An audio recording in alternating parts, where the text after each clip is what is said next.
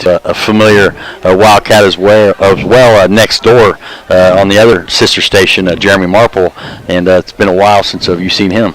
Yeah, it has been. He hasn't changed much. He's still the same old Jeremy. Yeah. I did tell when I walked in, he kind of looked at me funny. I thought he was going to hit me right there, just like old football days. He's fired up too. Oh yeah, yeah, they are fired up down here in Cassville, and we talked about it also, Brant. Since me and you played down here in the early '90s, they have improved the complex, and the situation didn't hurt when they had a 08 and 09 state championships. But we were wondering about the field. Barry and Lawrence County has just got buckets on them the last night or two, even into today. But looking at the field, this is a natural grass surface, but it's actually in pretty good shape. Yeah, it's a good night for football. That rain got out of here. Sun peeked its head out, I don't know, about 75 degrees, a little breeze. Field's in great condition, so it's going to be a great night. Yeah, Aurora, they do come in at 0-1 on the season, and Cassville last week, I believe, did get a road win at Hollister. Was it 35-26, I believe? Yes. Yeah. So Cassville comes in feeling good about themselves, and you said it just a minute ago, both coaches are in their first year as head coach. But this should be an interesting matchup, and with the class or with the district and class realignments, these two teams are in the same district, so there is there's some things on the line here, not just a conference conference game, but a district opponent as well. Yeah, so far, Cassville won a game. They were underdogs going into Hollister, played really well, beat a good Hollister team. That's a good team up there. And then, of course, Seneca came into our house. We didn't have the start we want, but each one of these games add up in the seeding that we'll see later in district. So this is a good one, not only to win, but we got to compete in this thing, right? We got to set the stage. If there is a future matchup, we want them to know that they're in for a dogfight when they come to our house or if we go to their house. So, yeah, this is a big game for both teams. Yeah, these two teams, like I said, want to get that early win, but like you said it, Brant, you build your resume in the regular season, and week 10 is when the new season starts, so to speak, the postseason. But right now, with Cassville getting a win against a 2A opponent in Hollister last week, and Aurora took a 2A loss, which is still hard to figure out that Seneca's 2A. Absolutely. They're going to be a very salty 2A team. But yeah. So there is even though it is early in the season, there is a lot at stake. Don't put too much into it, but still, both teams want to get off to a good start. And the sun is shining out here, and looks like there is more Hound Dog fans filing around the track. And anybody familiar with Wildcat country, they love the Wildcats down here, and it is alumni night. So Aurora may come in on paper as Hound Dogs and underdogs. Yeah, absolutely. Like I said, this Cassville team, this was supposed to be another rebuilding year, but don't tell them that. They came out clicking on all cylinders, offense, defense, and especially special teams last week. Hound Dogs, they're still learning. Like we said last week, the word of the game was new. Yeah. We are learning, and we'll see what happens. Yeah, and growth as well. Absolutely. They're having a prayer, so we'll take a quick break, come back with the keys to victory and starting lineups after this.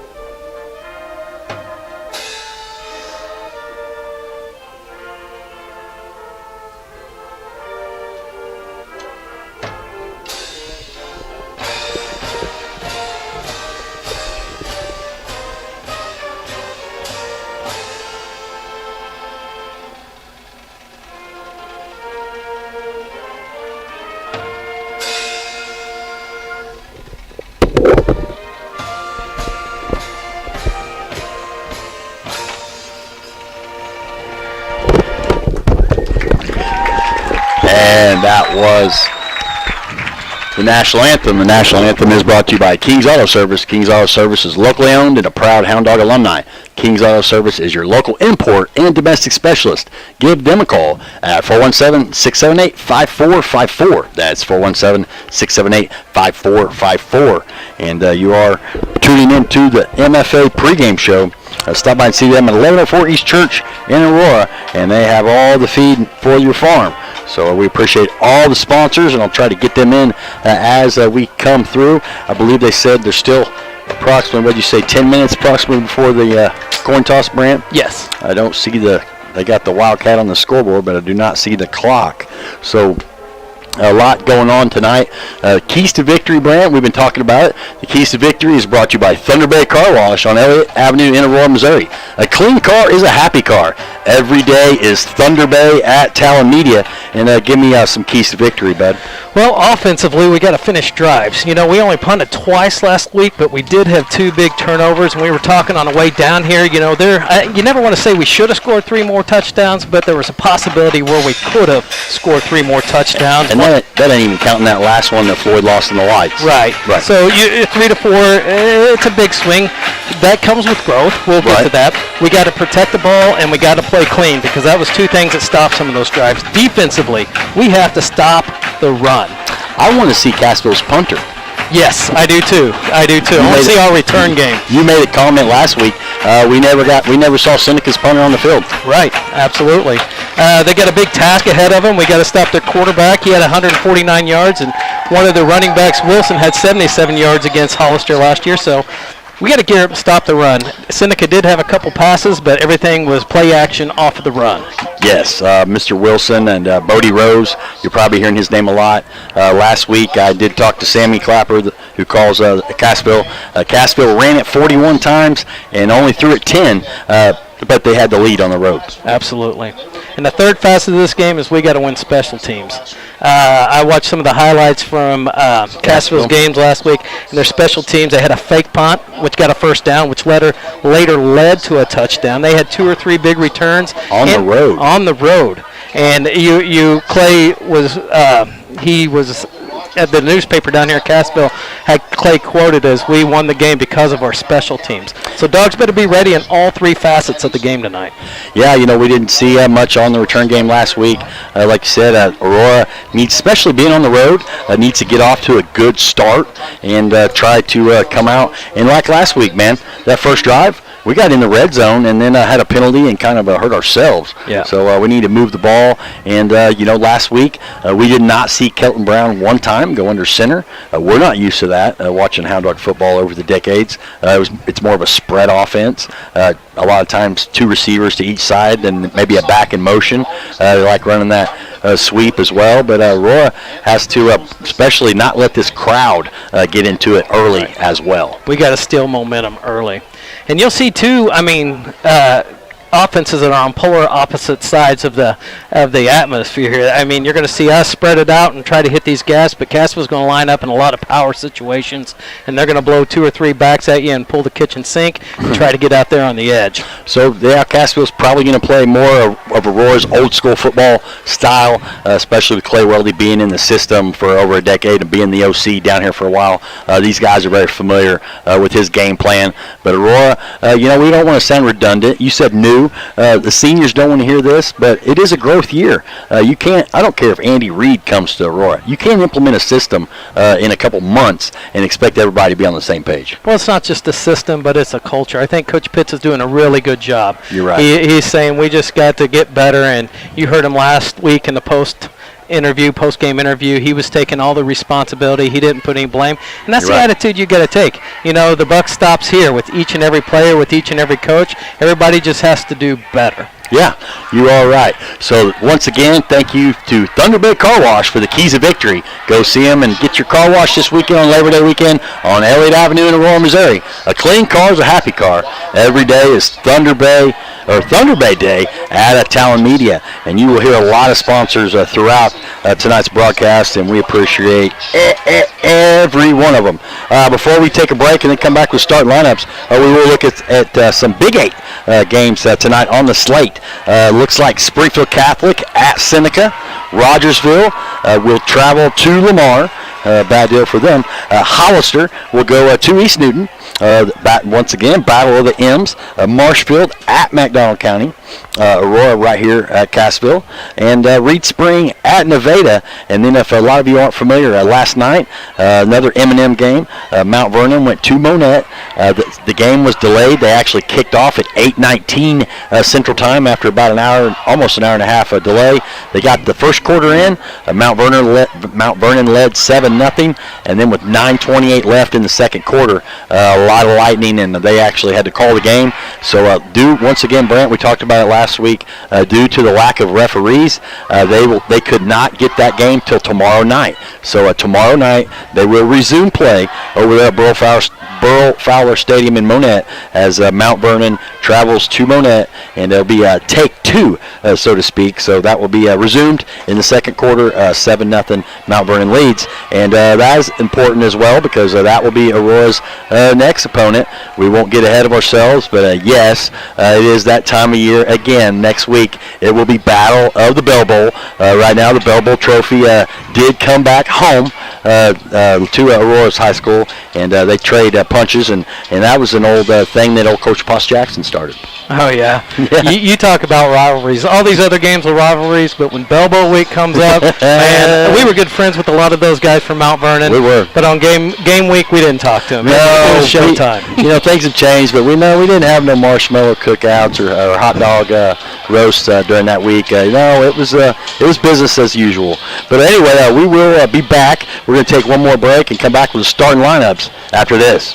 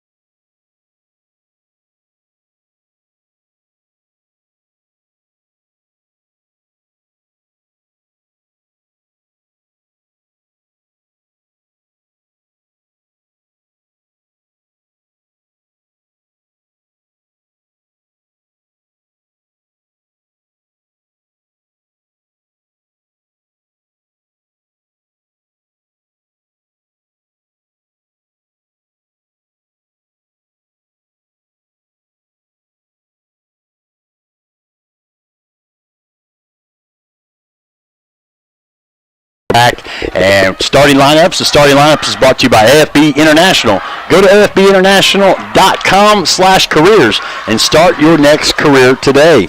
And it looks like for the Hounds on offense, I don't know, we still got a little bit on the coin toss. Brandon will be watching for me. For the offensive way, for the Hound Dogs, number 2, Kelton Brown will be at quarterback. Number 5, Evan Hartwigson will be starting at running back. Wide receiver will be number 12, Alex Rios. Running back, number 25, Jack Klein. And number 3, halfback, Jax Prater Jr. Number 20, wide receiver, Dante Floyd.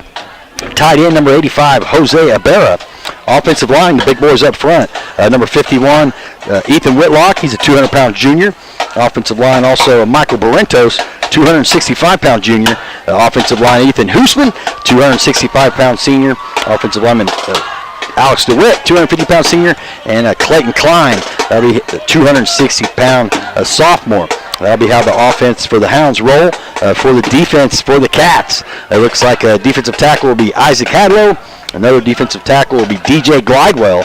And then defensive ends will be Ethan Lamborn and Nick Fierro. Linebackers Riley Ruark and Not for sure if Schellenberger is a starting line, is a game time decision. We'll wait and see on that. Also, Bryson Jacobson for Cassville, 6'1", 170-pound junior.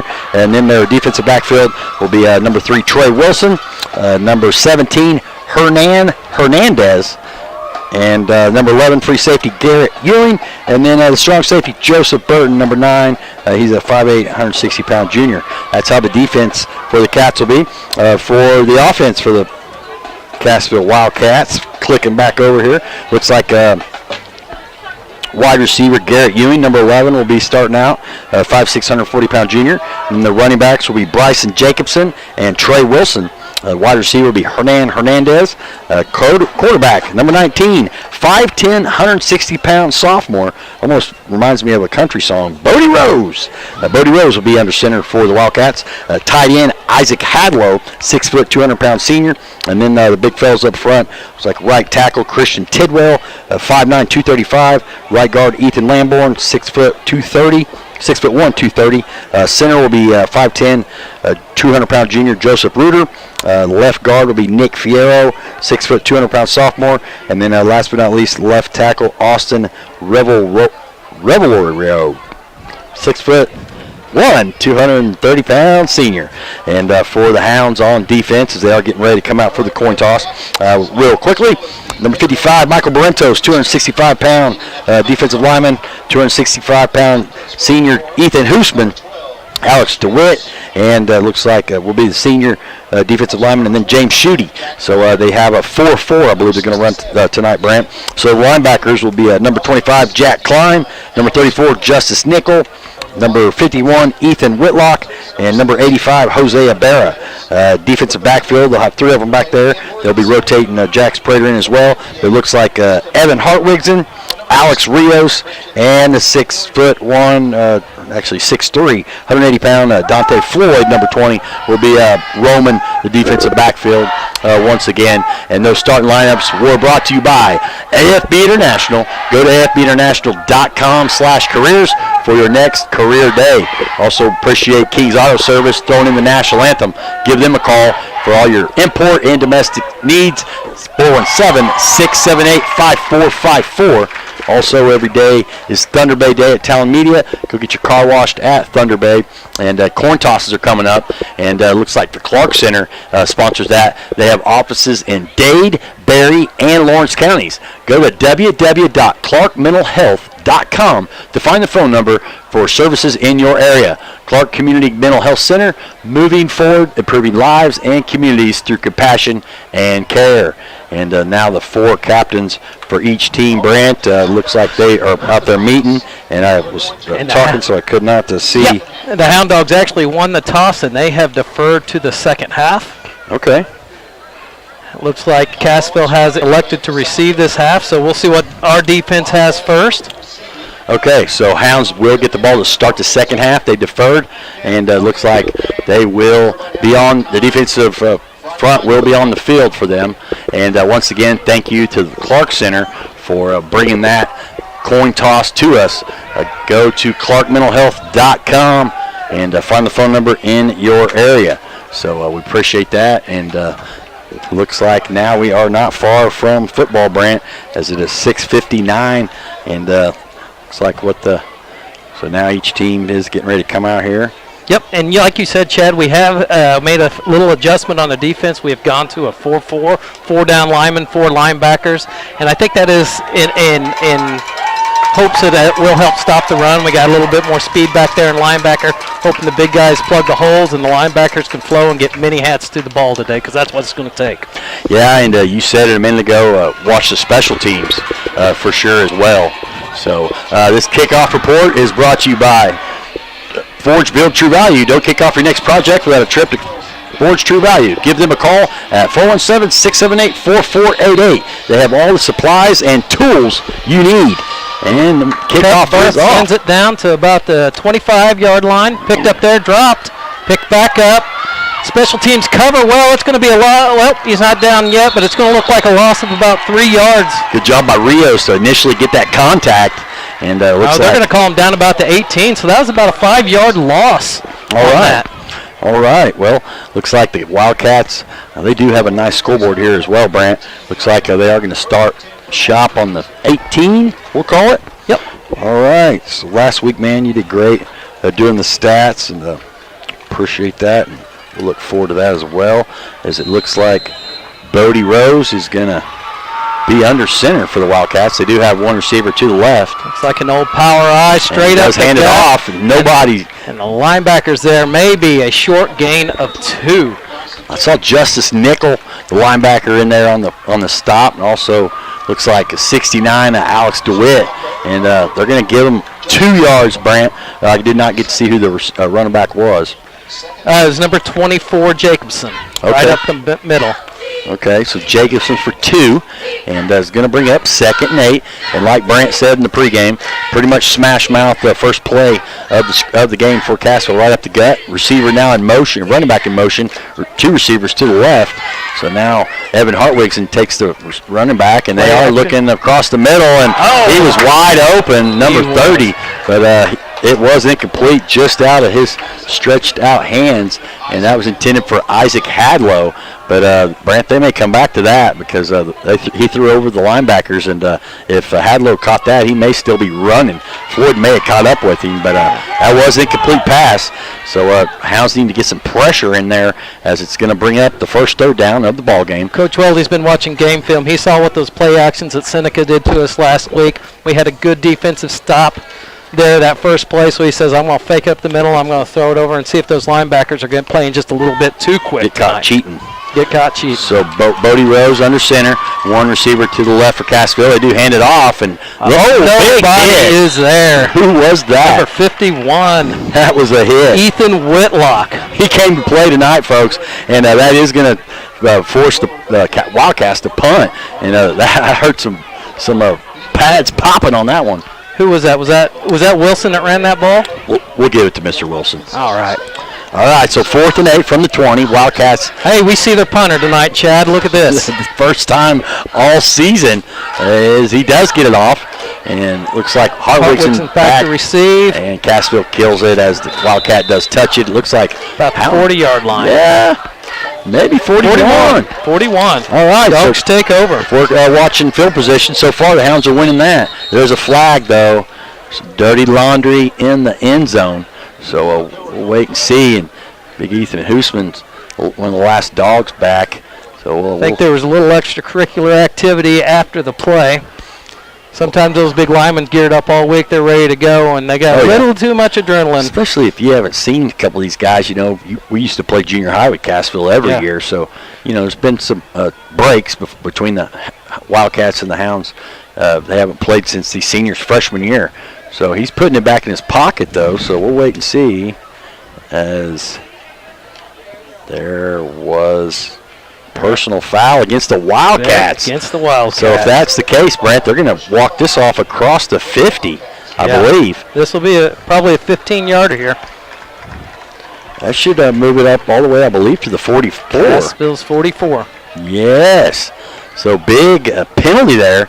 And I was getting ready to take a break, but no, sir, we're going to stay right here. And it was a personal foul. So whoever that personal foul was, he better watch it, because if he gets another one, he may get the hook. So Kelton Brown getting ready to get the shotgun snap. We got him spread out just like we anticipated. 43-yard line officially.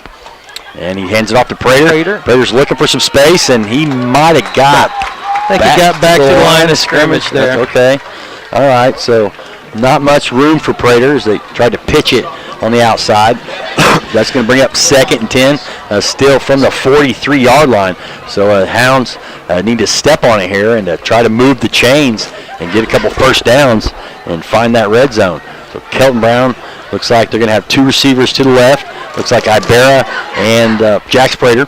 And now they are going to hand it off to Evan Hartwigson, and he's looking for a little space, and he has some space. He spins and gets to about the 36 or so. So I'm going to give him around 7 there, Brant, from where the rep's standing. So that's going to bring up a minimal 3rd and 3. Yep, that was a good play. Hartwigson hit that edge.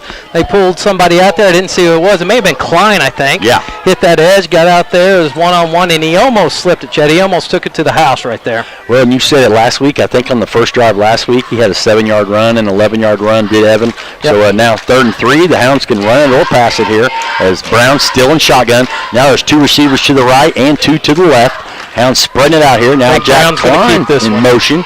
And Brown's going to keep it, as Brent said, and there's not much room there. He got 1. 4th down and 2. What do you think, partner? Are we doing this? It's going to be 4th and 2.5. And, you got many options here. They were going to try that shotgun snap run, but he can maybe try a hard count here. And, last week I don't believe we used any timeouts in the first quarter. So Coach Pitt's looking here. There's still 20 on the game clock, but it looks like Browns, they're going to. Offense stays on the field. We're going to go for it. And maybe he's trying to draw him off sides here, but I think Coach Pitts is going to try to set the tone early. Well, you got Floyd on the outside. Haven't looked at him yet. He had 5 or 6 catches for 96 yards last week. Play clock running down to 5. We got to get it off. And Brown is shotgun run, and he does get it up the middle and more. He's going to the house. Touchdown. No longer on the field. It's going to stand. Keldon Brown goes downtown for the 36-yard gallop. Don't even know where my score sheet is. But straight up the middle, got some great blocks by those big offensive linemen. Jax Klein was in there with a great block on the linebacker. And I think Kelton broke a tackle there, and no one was catching him. And a good call by Coach Pitts. They had just did that same play the time before, but Cassville bottled it up, and it looks like we are going to kick the extra point. And that touchdown was brought to you by Grant Baker. As I'm waiting to see here real quickly, I'll catch up with my Alex DeWitt on the hold, and the kick is up, and it looks like it is good. Who was that, Brent? Number 6? Number 6. Okay. Armando Alvarez. So that is a one-pointer. And that was big. What a good start for the Hound Dogs. Man, can't ask for more. But you know what? There's no time for rest here. We got to get the defense back out here. We got to make another big stop. I expect Coach Weldy to open it up just a little bit. He was trying to fill out our defense with a couple runs up the middle, but I'm going to say he's going to try to run the ball and get to the outside a little bit on this possession. Oh yeah, no, that's their coach. That's yeah. No, he's right on there. The touchdown was brought to you by Grant Baker Insurance, and I think that's the one sheet. I don't know where it's at. Okay, so once again. All right, Cutbirth is teeing it off again for his second kickoff of the night. The last one was a little short. Let's see where he puts it this time. Number 9, Teeny, Bodie Rose, and also number 3, Trey Wilson. We get set, whistle blows. And here comes the kick. A little short. Little pooch kick about the 35. Again, covered well by the Dogs. Probably a 4-yard gain. They look like they'll take over about the 40-yard line. So that was recovered by number 22 on the short kick. And Riley Roark was the returner on that. So once again, that touchdown was brought to you by Grant Baker, and then the kickoff just now was brought to you by Forge Build True Value on Church Street. Give them a call for all your supplies and tools for any project at 678-4488.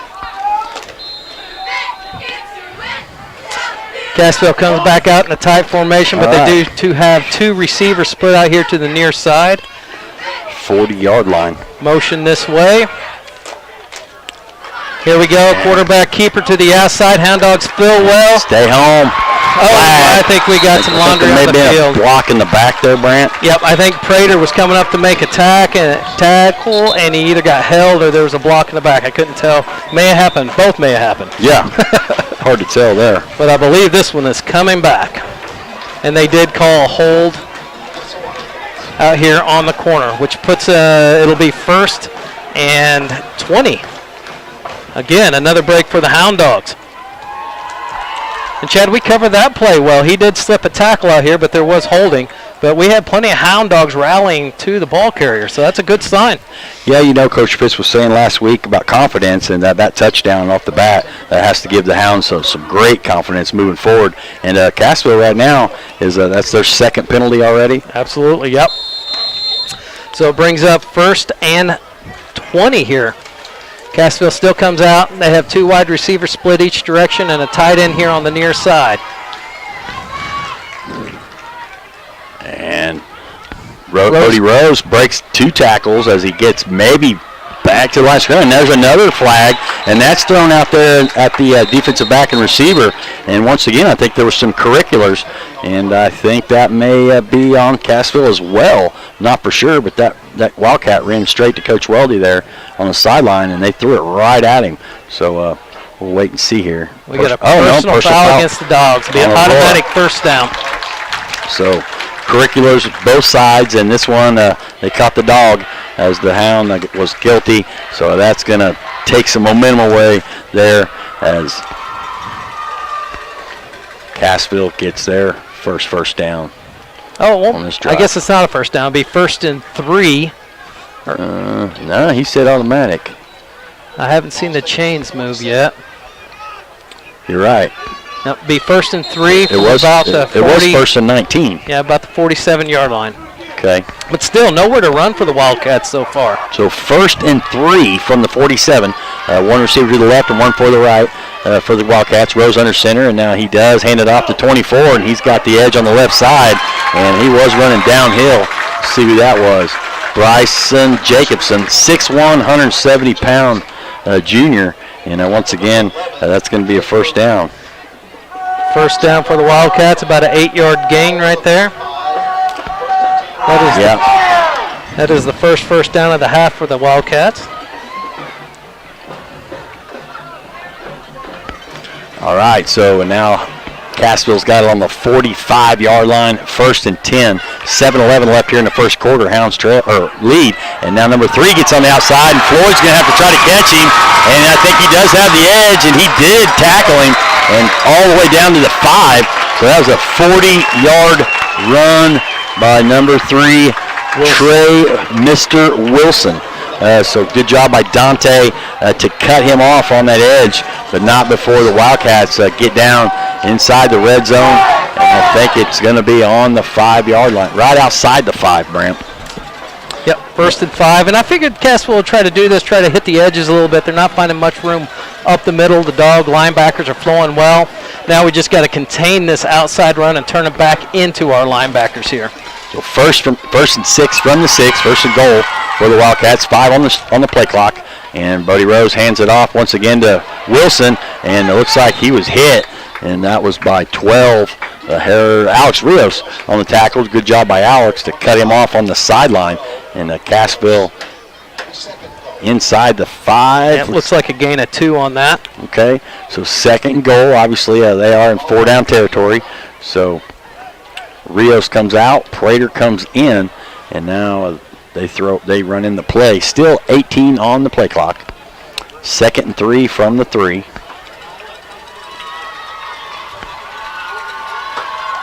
So Bodie Rose under center.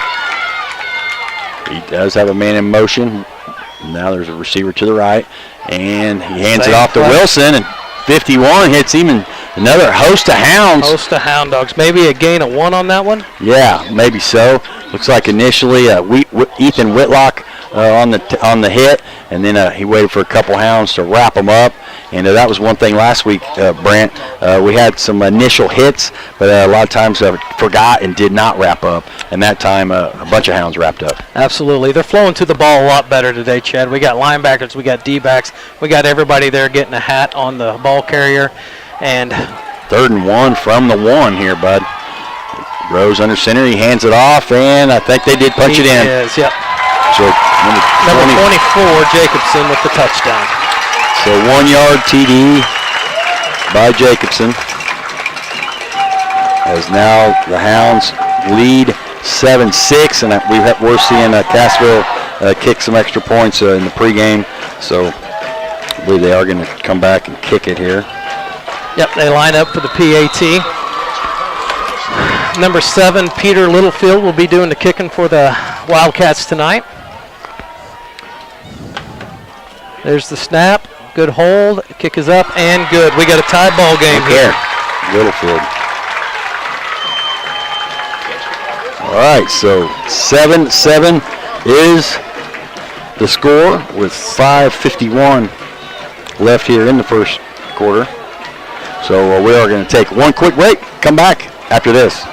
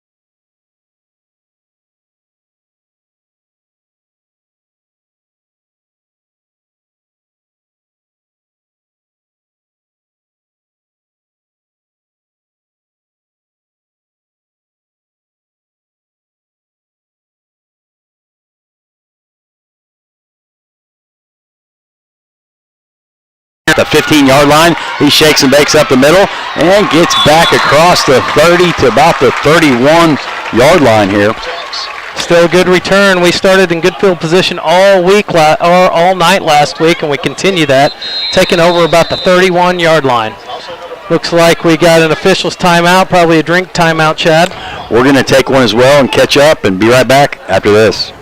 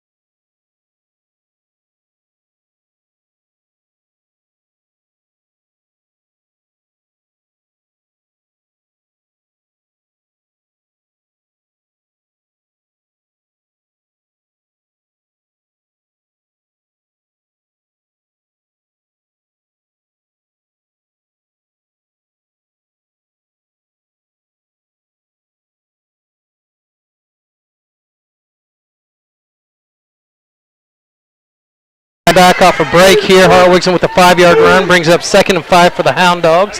Still in the spread offensive. Kelton Brown looks over the defense. Ball is snapped, going to the air for the first time. Looking for Floyd. He is double teamed, and it is picked off by number 17, Hernan Hernandez. First pass of the day goes picked off by the Wildcats. So first turnover of the game is now it's a big one for the Wildcats, and catching up here is so now it is 7-7. And maybe we was looking at Floyd just a little bit too much there. He was double covered, had a guy underneath, guy over top, tried to fit it in, and the ball just sailed just a little bit. Wildcats take over on the 39, still in their bunch formation. And we got another flag. I'd say one of the Wildcats got off to a little quick start, which it brings up 1st and 15 now. That's the 3rd penalty of the night for the Wildcats. Another opportunity for the Dogs to capitalize. So 1st and 15 from about the 33-yard line. We just got to shore up those edges just a little bit. They've had no running room up the middle. The big boys up front have been doing a good job. Most of their damage is coming, what we call in the football terminology, the veers hitting right off that defensive end. We just got to step up and turn that ball back inside and not let it get to the outside. Ball is snapped. Prater keeps it. Quarterback keeps it, throws it up. Oh, he caught it, and I think he's gone, and that is number 3. Mr. Wilson, that's going to be from the 33-yard line to a 67-yard touchdown by Wilson on the reception. TD reception, and they went over the top there. Yeah, that was a perfect pass. Good touch on the ball. I had to throw it over the cornerback and hit him right in the hands for the 67-yard reception. The Hounds give that one up. And that's the problem when you gear up so much to stop that run. It just gives those little avenues for one-on-one out on the outside, and that time he just broke loose. Extra point is up and good. Wildcats lead this one 14-7. Dogs got to bounce back here. So this is way too early for us to get our heads down. We got to bounce back here and put a good drive together. So Willfield with the extra point. And that does make it 14-7 Cassville, as now the Hounds. So we are still in the first quarter. Yep, 5:15 left in the first quarter. This first quarter is brought to you by Ozark Business Services. For all your tax preparation needs, give Ozark Business Services a call at 440-4405 or go visit them at 103 East Church Street in Aurora, Missouri. So Cassville quickly out to a 14-7 lead after trailing 7-0. Hounds got the first punch of this ball game, and since then Cassville has came back. So here we go, kickoff. They're setting up for the kickoff again. Number 7 will be doing the kickoff duties again, Peter Littlefield, and back deep to receive. It looks like we got number 11 back there. Covered up my papers here, Alex Rios for the return. And he does kick Nate it Irvin. deep. And Nate Irvin back. Catches it over his shoulder at the goal line. Has a little bit of room. Brought down about the 16-yard line. That room ran out. That real estate ran out pretty quick. He had to run backwards. That was a good kick. He had to run backwards and catch it over his shoulder, and he caught the ball at the goal line. Didn't have much of an option but to put his head down and try to get what he could out of it. So the Dogs take over. It's going to be about the 17-yard line, trailing 14-7 with 5:09 here. Let's see what Brown and crew has in store for the Wildcats this go around. I anticipate we're going to see some more runs. We're going to try that middle again. Hartwigson's going to run the ball around. It looks like we line up with no running backs this time. We go in real spread formation. There's motion by the tight end to the right, to the far side of the field. Receiver comes back to the near side of the field, turns around, handoff to Prater. And he's got a hole. Yep.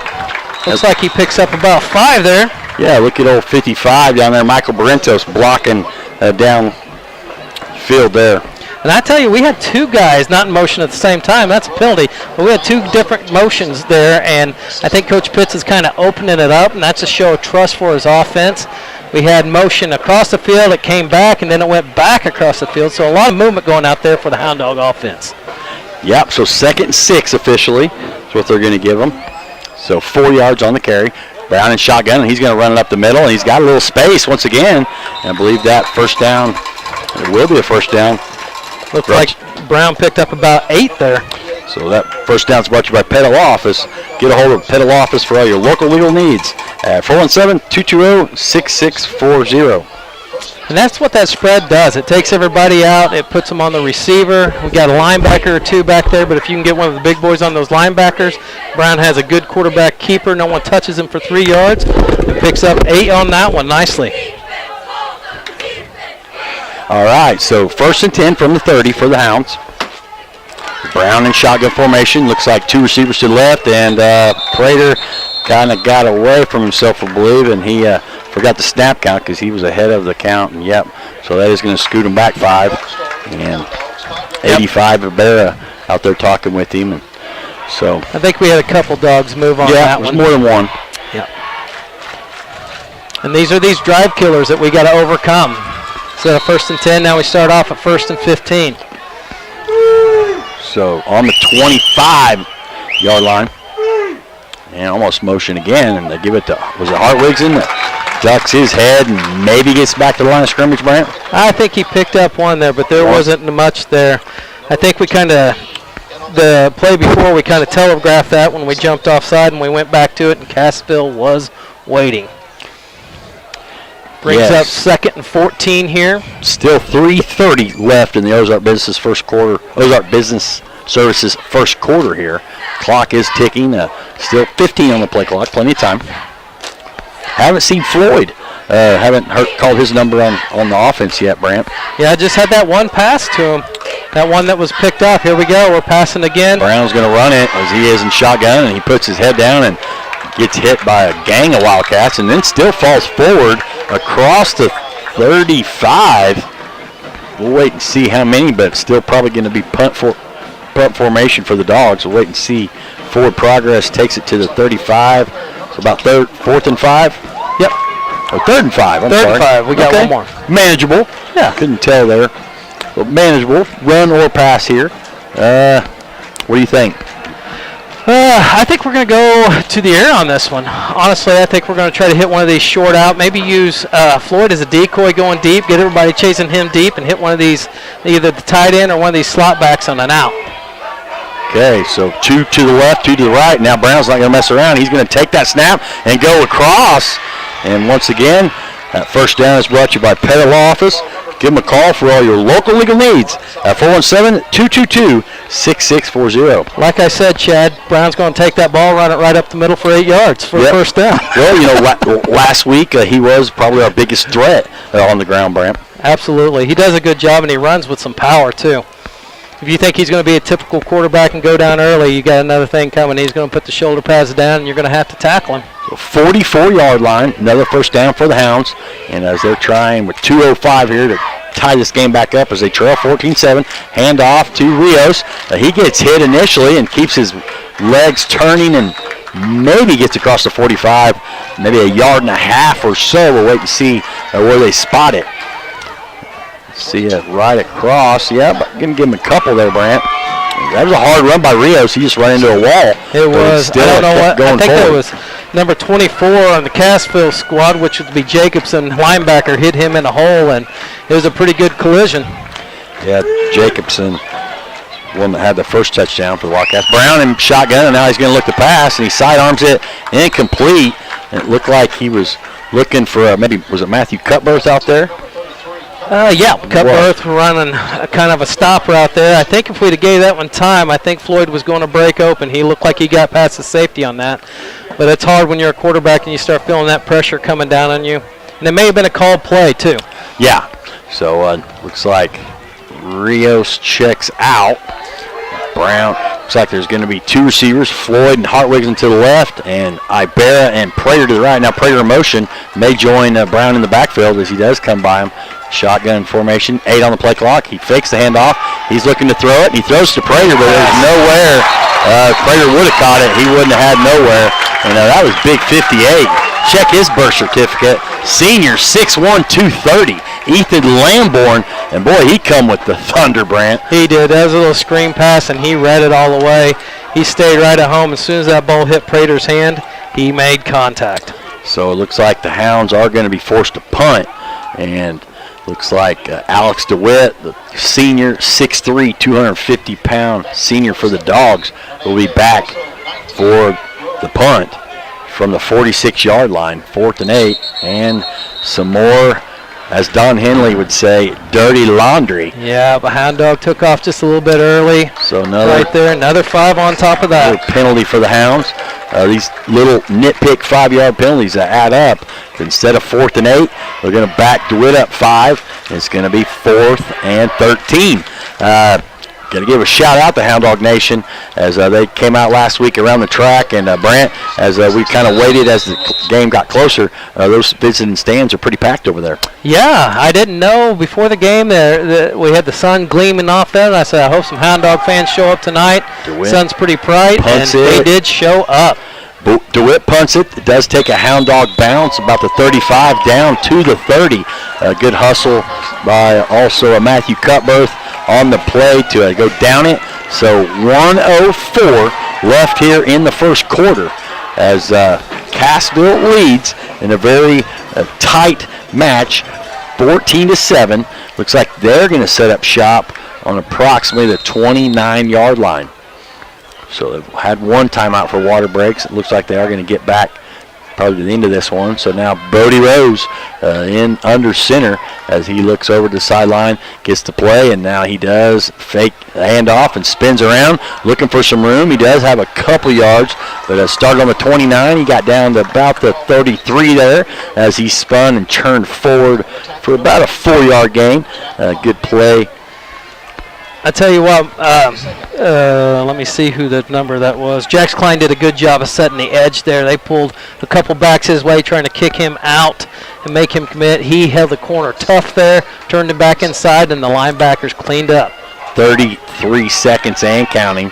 As Bodie Rose, 15 on the play clock, gets under center. 2 receivers to the left, and he does throw it out there, and it is caught. And it looks like 14, is that who that was? 34. Justice Nickel on the tackle, and once again, it looks like that is going to be another first down. Floyd was back there to help, but not before the Wildcats pass it and get a first down. And it looks like number 22 for them limping off Riley Roark, a 6'1", 205 receiver. It looks like he may have took one to the thigh, and it looks like Cassville is in no hurry. So I believe this Ozark Business Services first quarter is going to wrap up. So stick around for the second quarter, brought to you by Coldwell Banker Show Me Properties. We're going to take a break, gather ourselves, and be right back.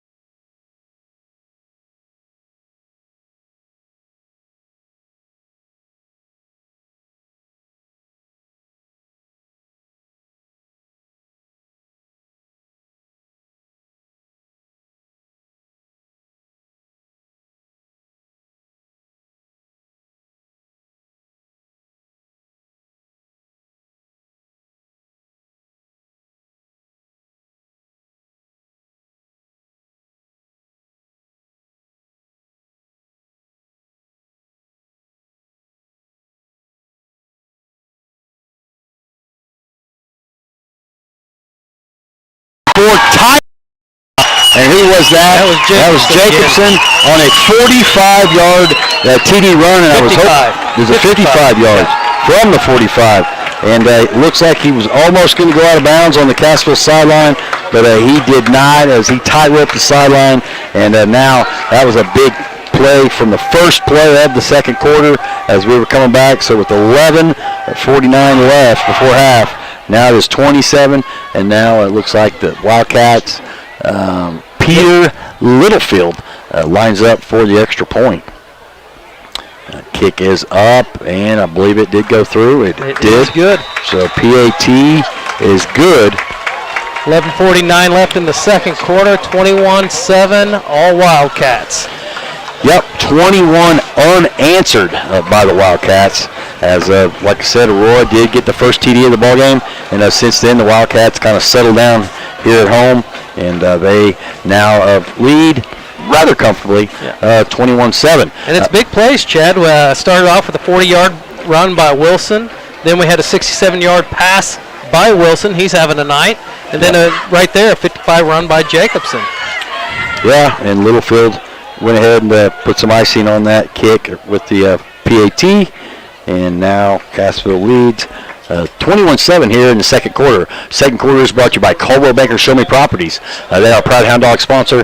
Go visit them at their Aurora office at 1630 South Taylor Avenue and see why Caldwell Banker Show Me Properties is Aurora's trusted real estate agency. Give them a call, 417-678-4210. And, okay. So, looks like the kickoff's coming again. Nate Irvin's back to receive this. Last time he kicked it really good. Nate's about the 5-yard line. Another great kick, but it looks like Dante Floyd's going to take it about the 7. Get him in some open space as he tiptoes past one Wildcat and then almost a face mask, but a good clean football there, about the 25 or 26. As I wish I'd like to see the ball in Dante's hands more, Brant. Yeah, I would too. He was the big playmaker. Him and Brown both were the playmakers last week, but you know what? So far we've thrown the ball 3 times and we haven't got a completion yet. I expect that to change here. And it looks like there's a laundry on the field again, and 4th penalty on the Hound Dogs. It's going to be holding against the Hound Dogs, which is going to put us, there goes that good starting on the field kickoff position. Yeah. So 21-7 if you're just joining us. Cassville does lead with 11:42 left here in the second quarter. These two teams are in the same district in Class 3, so it is a big early season matchup between these two teams. And, we were looking at the lines. Aurora's actually got more beef, more poundage up front. But right now, Cassville, you said it's beating them with some big plays. Yep, I think it's time to start hitting that middle again, take our 3 or 4 yards, see what we can do. All right, so shotgun there. I'm sorry. Wasp tried to join us, and he was caught trespassing, so we had to get him out of here. So now that was a short game. Chad freaked out, but he did almost push me out of the sound booth. It landed on your elbow, man. I didn't know what was going on. I almost wanted to play slapjack, but anyway. Brown up the middle for 2 yards, which brings up 2nd and 8. Again, we come out in the spread. No running backs back there. That would have stung. That would have been bad. Okay, so Brown shotgun looks like he is going to chuck it out, and it is over the head of the receiver intended for Evan Hartwigson, and almost there is okay. So to say the D-back hit Evan, but he did tap him as he picked him up, but it was incomplete. And Evan, not one of the tallest hounds, listed at 5'9", and Dante might have been able to catch that at 6'3", but that was out of the outstretched arms of Evan. That might have been a good miss right there, because that D-back he had a beat on Evan right there. If he'd have caught that, it could have been a pretty ugly hit right there. Here we come back out in the spread. We do have Klein. He lines up in the backfield next to Kelton. Prater goes in motion to the far side, roll out. Looking for Dante. And throws it up, Dante's there. Oh, what a great play defensively by Trey Wilson. Probably given up about 8 inches in height, jumped up and knocked that ball away from Floyd. Yeah, 5'8", 155 is Wilson, and he did bat it. I think if Kelton would have led Dante a little bit more, Dante would have had a better opportunity. But yeah, I could see from the get-go what they were looking for. But now, more importantly, we got to get it out of there, as Alex DeWitt been calling his number a couple times to punt, and he's standing on the 5-yard line. 4th and 8 from the 18, as he does get the punt, and he does get rid of it, and low liner kick, but does take another Hound Dog bounce, does bounce across midfield, and it probably bounced 10 or 12 yards, and it looks like, once again, Matt Cutbirth down there to down at about the 43-yard line. So we're going to take one quick break. Be right back after this.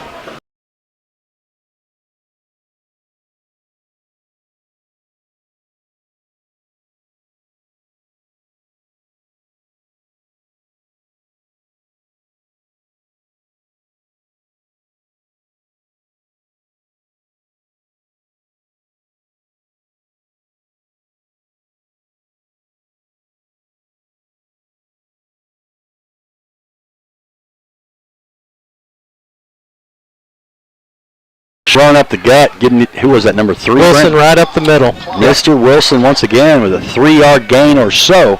So that will bring up 2nd and 7 from the 46-yard line. And Cassville not in no hurry here, 25 and counting on the play clock. Once again, the second quarter is brought to you by Coldwell Banker Show Me Properties. Give them a call at 417-678-4210 for all your real estate needs. 10 minutes under and counting here in the second quarter. Man in motion, 2 receivers to the left for Cassville, and they're going to throw it to one of them, and it looks like they hit the ground, and it did. It was intended for Garrett Ewing, and it was incomplete. So Hounds are getting some pressure in there, but not before the incomplete pass. Yeah, and, they try to go back to that wide receiver screen. It was just, pass was a little bit low, maybe rushed just a little bit. Right now we got these D-backs out there on an island. It's just one-on-one football, and when you do that, it's easy to run these screens, try to get one of these tight ends to get out there and get a chip block, and once you break past that first initial defender, there's nothing but green grass out in front of you. Big number 77, we called his number last week. Levi Garrett, 6'5", 220-pound sophomore, checks in at the defensive end. Looks like a reverse. It is. Now reverse pass. Pass, wide open, number 11.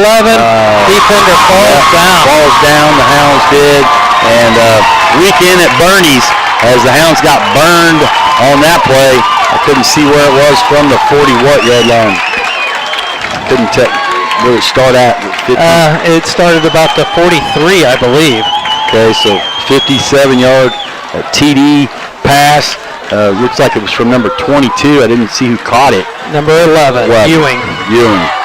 So 57-yard TD catch by Ewing.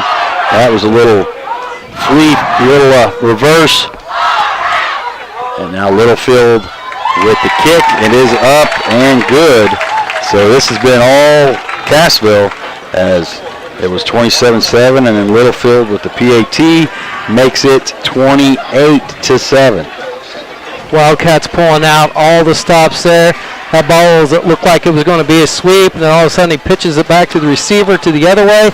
It's going to be a reverse, and the receiver pulled up, and there was no one out there around Ewing. The Hound defender fell down, and that was their last prayer unless he dropped it. But Ewing did not drop it. And I think that was Riley Roark, number 22, that threw it, I believe. It was. There was a lot going on there. We've seen the reverse in motion, but we didn't think that they were going to throw over the top. And once again, good play call by Clay Weldy, the offensive coordinator down here for over a decade, turned into head coach. And he's got a bag of tricks. He brought him with him too, Brant. Yeah, pulling out all the stops here. He's putting that pedal to the metal, not letting up. 28-7 with 9:42 left in the second quarter. Here's the kickoff. It looks like a squib kick. Bounces up. Is that Rios with the recovery, I believe? Up to about the 33-yard line. Yep, number 12 was Rios. So he scooped it off the ground. Got a minimal gain, positive gain on the return. And now this is kind of where, all of our opinions are our own, but this is kind of where you dig deep here. Yeah. We got to remember the Hounds do get the ball to start the second half, so you got to start stopping the bleeding here. We got to put together a drive. We got to find a Band-Aid, brother. Yeah, it'd be nice to score, but we got to control the ball and just not go 3 and out here and give it back to Cassville. They got all the momentum. They're feeling pretty confident. We got to sustain something here. 2 receivers to the left, Floyd to the right. And Brown gets the shotgun snap, and he hands it off, I believe, to Prater for maybe a 2-yard gain on the play. No, it was Hartwigson. Okay, couldn't tell if it was a 3 or a 5. It was number 5. So Evan, he's going to get 2 yards on the carry. So going to bring up 2nd and 8. So here we go, 2nd and 8. Looks like 2 receivers to the short side here, 1 to the far side. Kind of the pistol formation here, running back behind Brown. And he does hand it off right again. Up the middle. Prater, another 2-yard gain. So now it's probably going to be forced to be a passing situation here, as it's going to be about 3rd and 7 or so for the Hounds, Brant. And once again, do you look for Floyd or? Last week I think the only 2 receivers really threw to was Ibarra and Floyd, maybe Rios once out of the backfield, but last week Floyd had 5 or 6 catches for 95 or 6 yards, and we looked for him a minute ago as they tipped it away. But now they might be double teaming him or find somebody else. Yeah, the problem is Wildcats watch film and they know about Floyd too. So I don't anticipate them letting him get open here.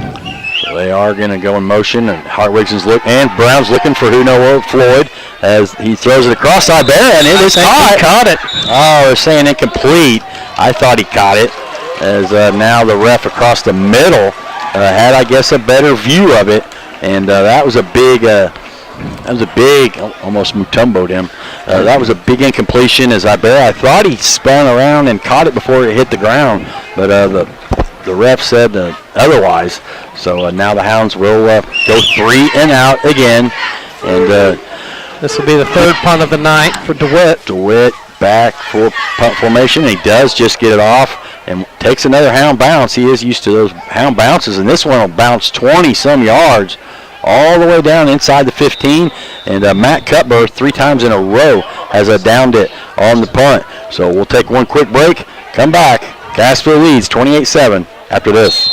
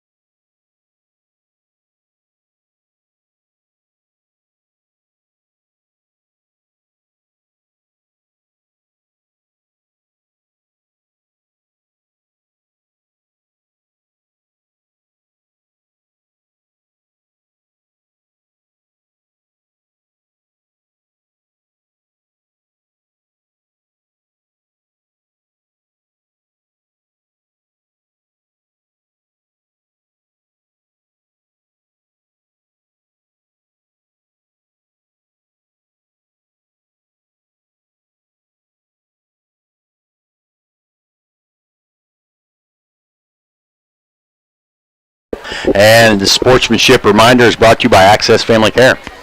All right, role models are more important than ever in today's society. You can serve as a role model for others the next time you display good sportsmanship at a high school athletic event. Good sports are winners and also vital to preserving the fine sport traditions. So the next time you attend a sporting event, remember to be a good sport and help rekindle the spirit of citizenship. The message was brought to you by your friends at the Missouri State High School Activities Association and Talon Median. That play was run by Wilson Brandt. See how many yards they give him, but it was number 3, Wilson. And that sports reminder was brought to you by Access Family Care. They have locations in Aurora, Mount Vernon, Cassville, Neosho, and Joplin. Looks like it brings up a 2nd down and 8 for the Wildcats, so an 8-yard gain by Wilson there. The home scoreboard's giving him 9, so 8 or 9 on the play. Short, minimal first down opportunity for the Wildcats, as it is 2nd and 1 or a short 2 from the 26. 7:20 and counting here in the 2nd quarter. All Cassville. And handoff is that to Wilson again. That was Wilson again. Looks like he got about 3 on that one. So that does give the Wildcats another first down.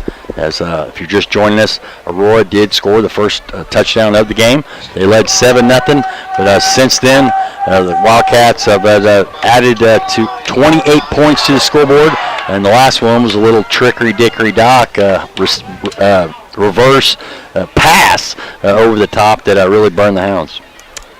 Yeah, it was one of those plays you draw up in the sand, and it's like, man, I hope we get a time to run this, and I hope it works, and it did.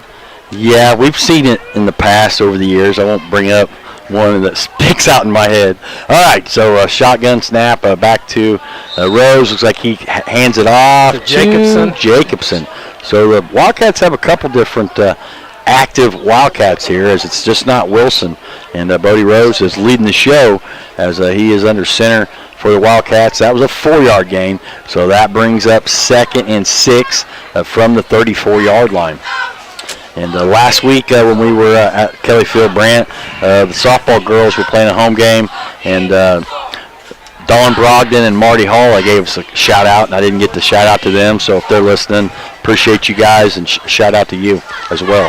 Bodie Rose gets the snap, and he spins around and goes to the right side, around the right edge, and now he broke I don't it. know how he did, but he broke it down the sideline, and he is what they would say gone. And 65-yard scamper down from the sideline. 34-yard line, Rose turned on the Jets, and 65 yards, is that what they're going to give him on that one? I believe so, partner. Okay, so 65-yard TD by Rose makes it 34-7, and we're probably going to see Littlefield here for the PAT, as he has already kicked 4, and he's going to try to go 5 for 5 here. Kick is up. And it is good. That would have been good from 40, bud. He's got a boot. He's Mr. Automatic out there. Yeah, Littlefield with the PAT. Littlefield. So once again, Cassville with another score and 35 unanswered points, and 6:02 left here in the second quarter. And I'm going to try to avoid the turbo clock, as it did find us last week at home against Seneca. But now the Wildcats, I'm seeing all but smiles here, as we are on the Cassville home side, as a lot of Hound fans here, but haven't had much to cheer about. And looks like some clouds are rolling in, brother, but hopefully the rain stays away, as Hounds searching and looking for anything here to try to find some momentum to go into halftime and gather themselves, as that's why they play 48 in 4 quarters. So we didn't hear no bell yet, but we do need to start knocking some points off the board, bud. Yeah, we got to start. I keep going back to it. We got to start, and we got to put a drive together, not only for confidence, to take some of this time off the clock and have a few positives. Well, Here's a positive. Yeah, Nate Irvin caught it at the goal line, and he just got late hit, and 5 yards out of bounds, and no flag on the play. Kind of surprises me there. Yeah, that was well out of bounds. Oh, yeah, I mean, it was past the players, but Nate Irvin, he had an ACL last year, so I want to make sure he's okay, as he is jogging off.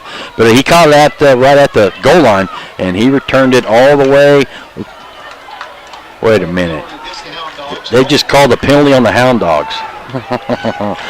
Okay, so I didn't have to get to see that. I was looking at another possible penalty over here on in the Wildcat side, but looks like there must have been a illegal block in the back or something on the edge there to maybe give Irvin. And if anything, you'd think there would be offsetting there, Brent, after Nate Irvin dang near got thrown on the track. But anyway, Hounds shooting themselves in the foot again. It's probably frustration after they have watched the Wildcats score 35 unanswered. So we're going to wait and see. It looks like the 16-yard line is where Kelton Brown is going to set up shop. Prater's split to the left.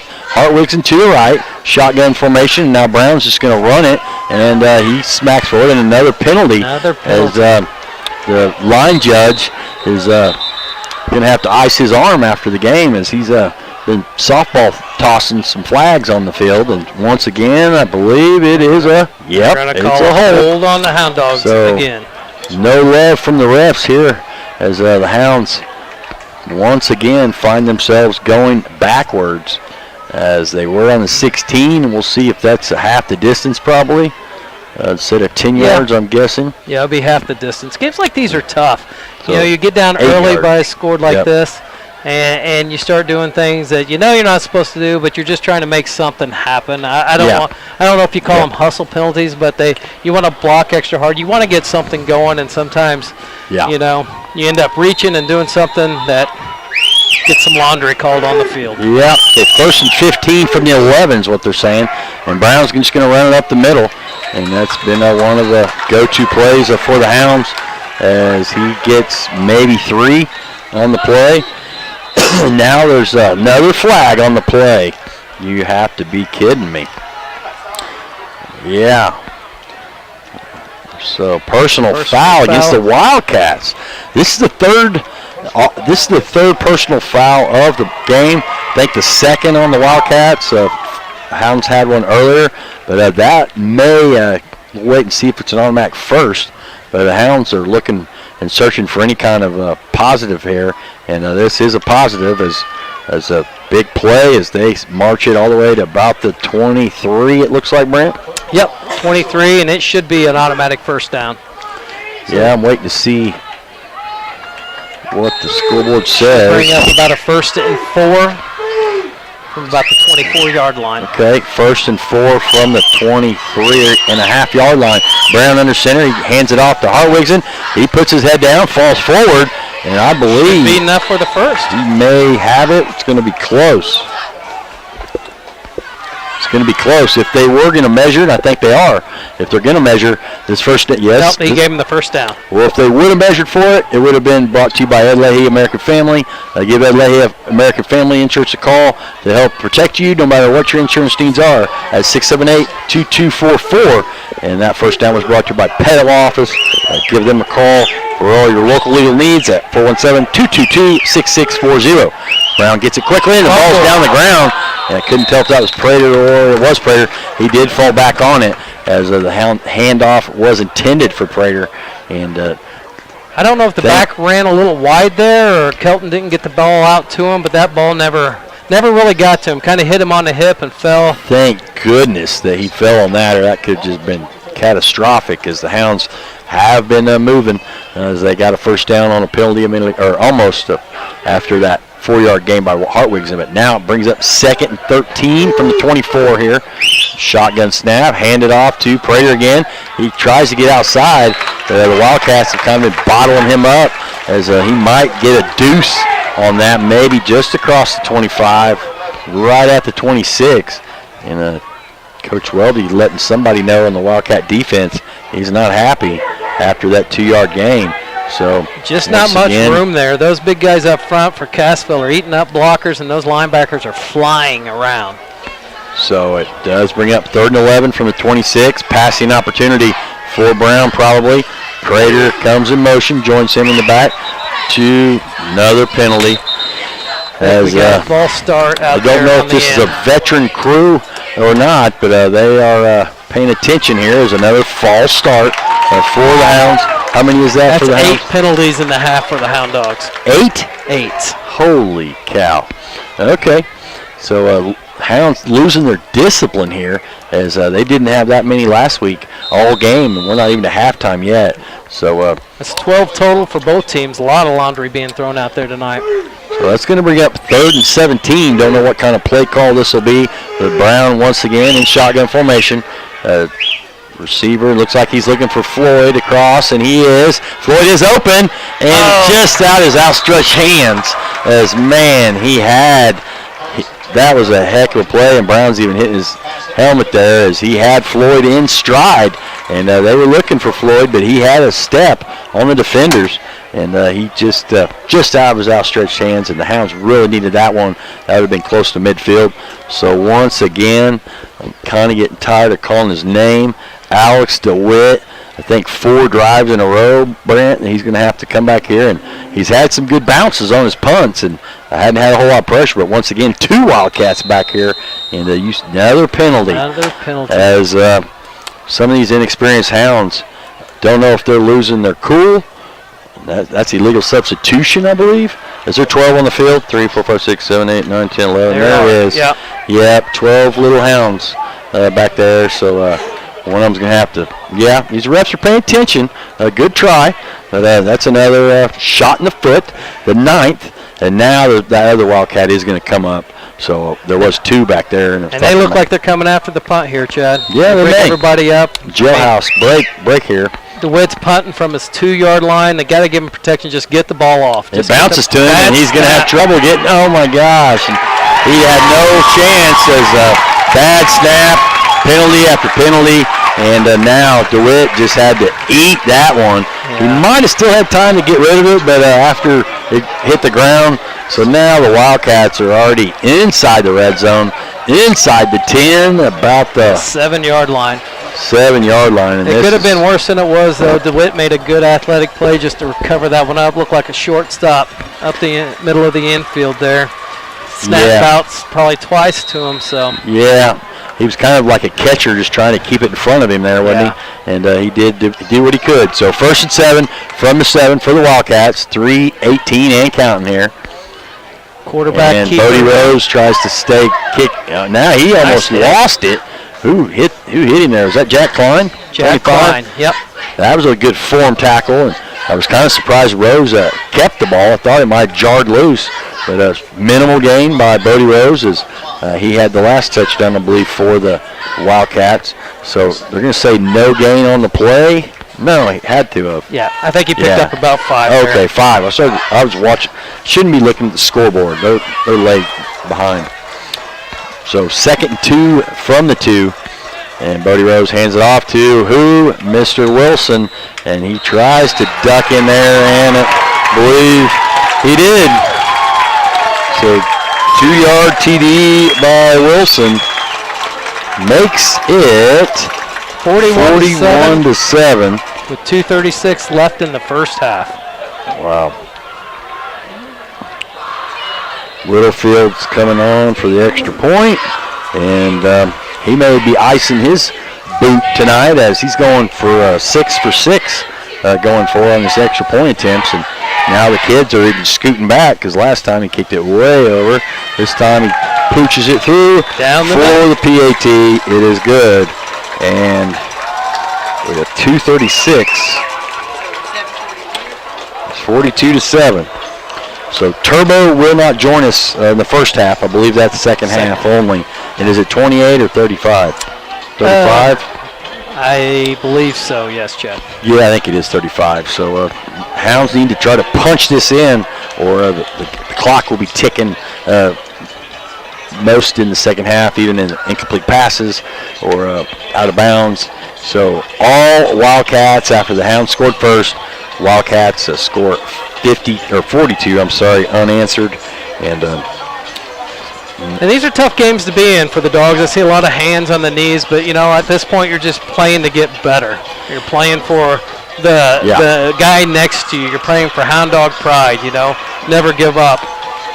Yeah, we were kind of wondering how this inexperienced team was going to do on their first road trip, and right now it's all Wildcats. So Littlefield boots another one. Irvin catches it about the 5. He picks up some steam, tries to juke. He does get a block and it does break a tackle, but not before.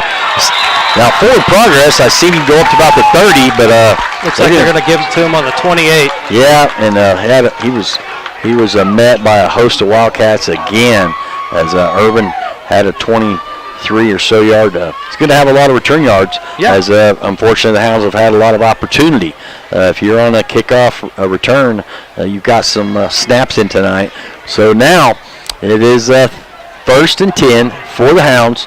We're going to call it the 28-yard line, and Brown calls his troops out there. They break the huddle, and now it looks like Hartwigs and Floyd to the left, and Ibarra and Prater to the right. Now Prater in motion, going to maybe join Brown. He fakes the handoff to Prater, and Brown just puts his head down, and hard run. Picks up about 3 on that one, 3 or 4. I'm going to give him, I think four maybe with forward progress. They're going to give it to him on the 32, or 32 and a half. So almost a 5-yard gain. And that's been one of Aurora's better plays tonight, is Brown carrying the ball. But as the season gets stronger, it's maybe going to have to figure out somebody else to alleviate some of his pressure. Yeah. Like I said earlier, he's not afraid of contact. I mean, he got out there and put his head down and, like you said, got that extra yard. Hand off to Hartwigson. He tries to spin with a Wildcat on top of him, and he falls forward for a short couple. And once again, sound repetitive, but it's another big 3rd down for the Dogs, as they do not want to give it to Cassville back here before the half, as the Hounds do get it to start the second half.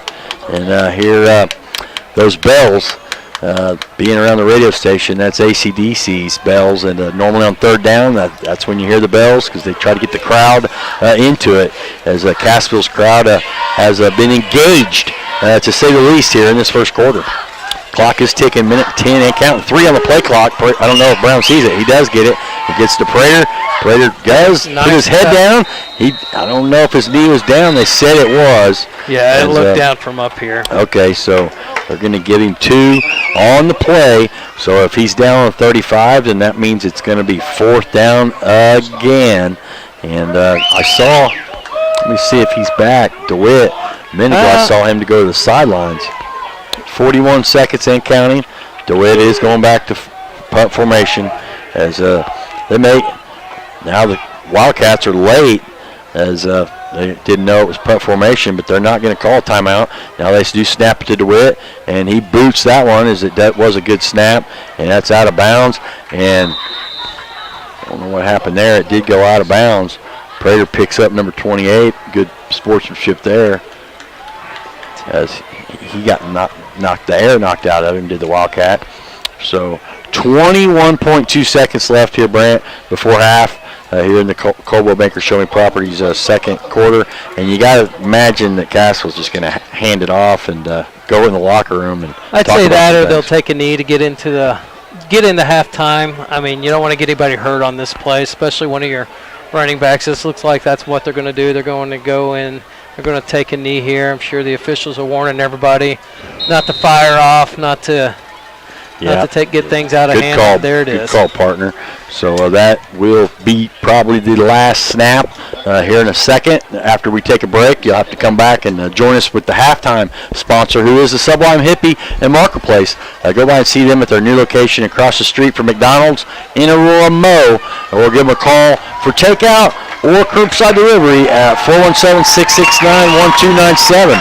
So it is halftime, as it's been all Wildcats as they lead 42-7 over your Aurora Hound Dogs.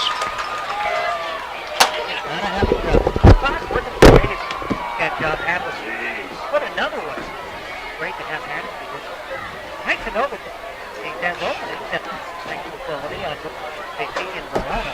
For full time with pay, health, and paid vacation, totally done.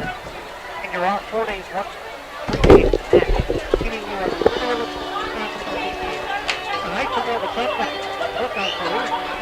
So, NOPAP.com. Oh, terrible. Ooh, that's tough. Right? Keep going. 1 mile south. Intersection of Highway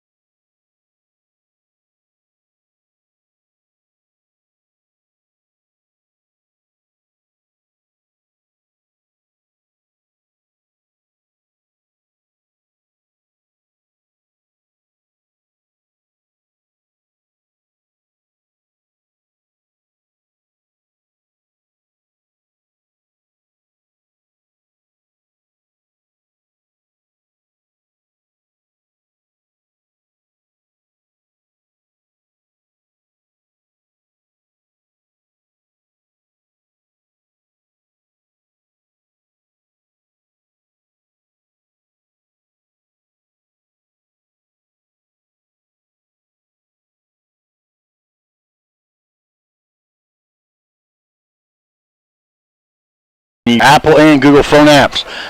Mercy Hospital of Aurora, where your life is their life's work. Mercy Hospital of Aurora, where quality care matters. And you are joining us in the Sublime Hippie Marketplace halftime show, and it is brought to you by them. Go by and see them at their new location across the street from McDonald's in Aurora, or give them a call for takeout or curbside delivery at 417-669 1297. And also earlier kind of missed one. Yeah, I missed it when we did have that 2-point or that conversion. I wanted to bring that to you by Craft and Cantrell. They are 303 South Jefferson Avenue. If you do have something that you need to give them a call with, if you lose a loved one, be there. They will be there for you. 417-678-2144, Brant. And as we do have 14 and a half minutes left here at halftime, Wildcats 42, Aurora 7. I'm not going to go over all the Wildcat touchdowns. Let's get more to the thick of the things, some yardage and some yards or some numbers for halftime. Well, as you might imagine with the score 42-7, they're kind of lopsided, the numbers are. Total yards for the first half, Cassville with a whopping 339, Aurora with 104. Cassville has 134-yard passing. They have 205 yards rushing. Aurora has 104 yards rushing. We haven't completed a pass yet. We've had a few guys open. I don't know how much time Brown has had back there. He looks like he's getting pushed off, and the category we're leading in right now is punts, and part of that is just not a good combination. When it starts with P and P, punts and penalties, and we've led the game in both of those penalty-wise. Earlier we had 8, and I think there was maybe another whistle or 2 after that. Yeah, we have 9 at this point. So on the road, inexperienced team, come out early, caught the Wildcats off guard, and since then the Wildcats have piled on 42 unanswered points in a row, and it's been all Cassville, and they are enjoying their first home game this year. They're having an alumni night, and anybody that's unfamiliar with Cassville, we are in Wildcat country down here in Berry County, and they come out in groves, and they sure are tonight supporting the Wildcats' first home game. But unfortunately, Aurora, like I said, come out with the first punch. The fans still sitting down over there, haven't had a whole lot to get excited about in a while. But I am proud to see of a lot of Aurora Hound Dog fans and Lawrence Countyans make the trek down 37 here to Cassville. And it could be a tale of two halves so far. The first half has been all Clay Weldy and the Cassville Wildcats. Yeah, and it's just big plays, Chad. We've held strong at some times, but like I said, we've given up a 65-yard rush play to Rose. We've given up a 55-yard rush play to Jacobson, a 45-yard rushing play to Wilson, 2 pass plays of 57 and 67.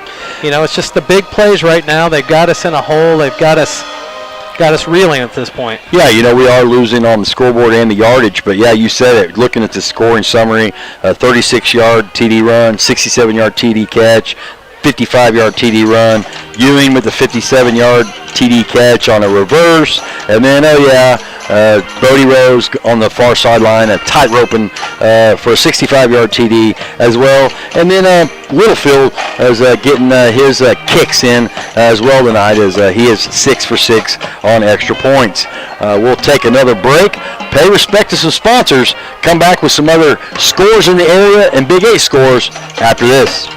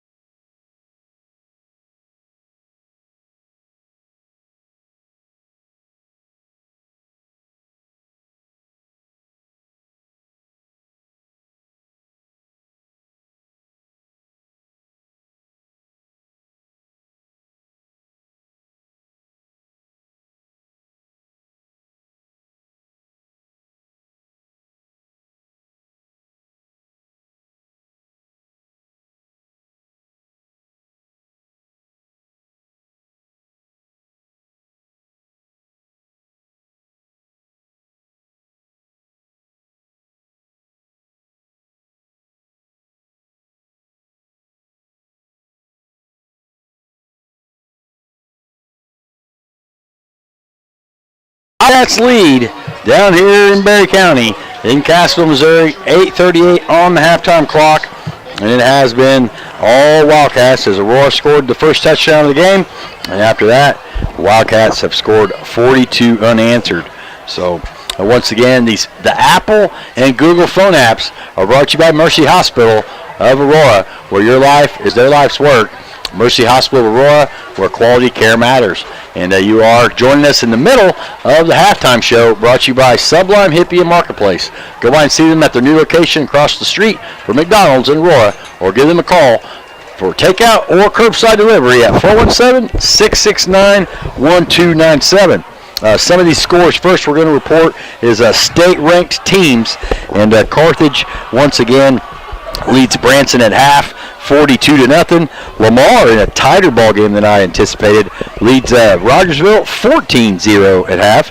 Webb City all over Carl Junction. That was last night. Sorry, they did on a Thursday night special beat Carl Junction 47-7.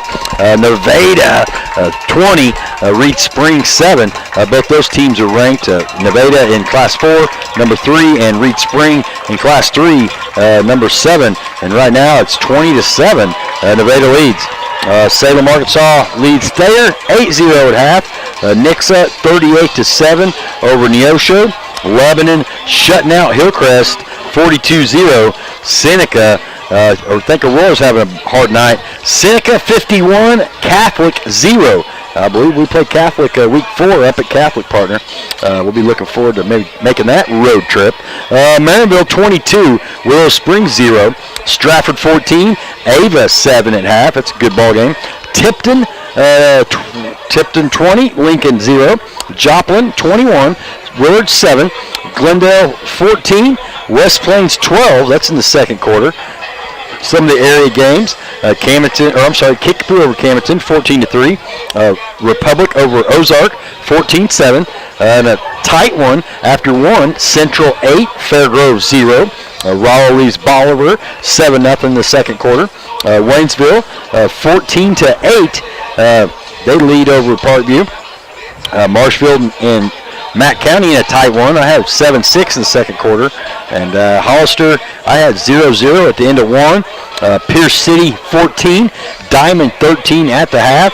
Ash Grove over Lighthouse Christian at the end of one, 18-0. And that's some of the most ones in our area.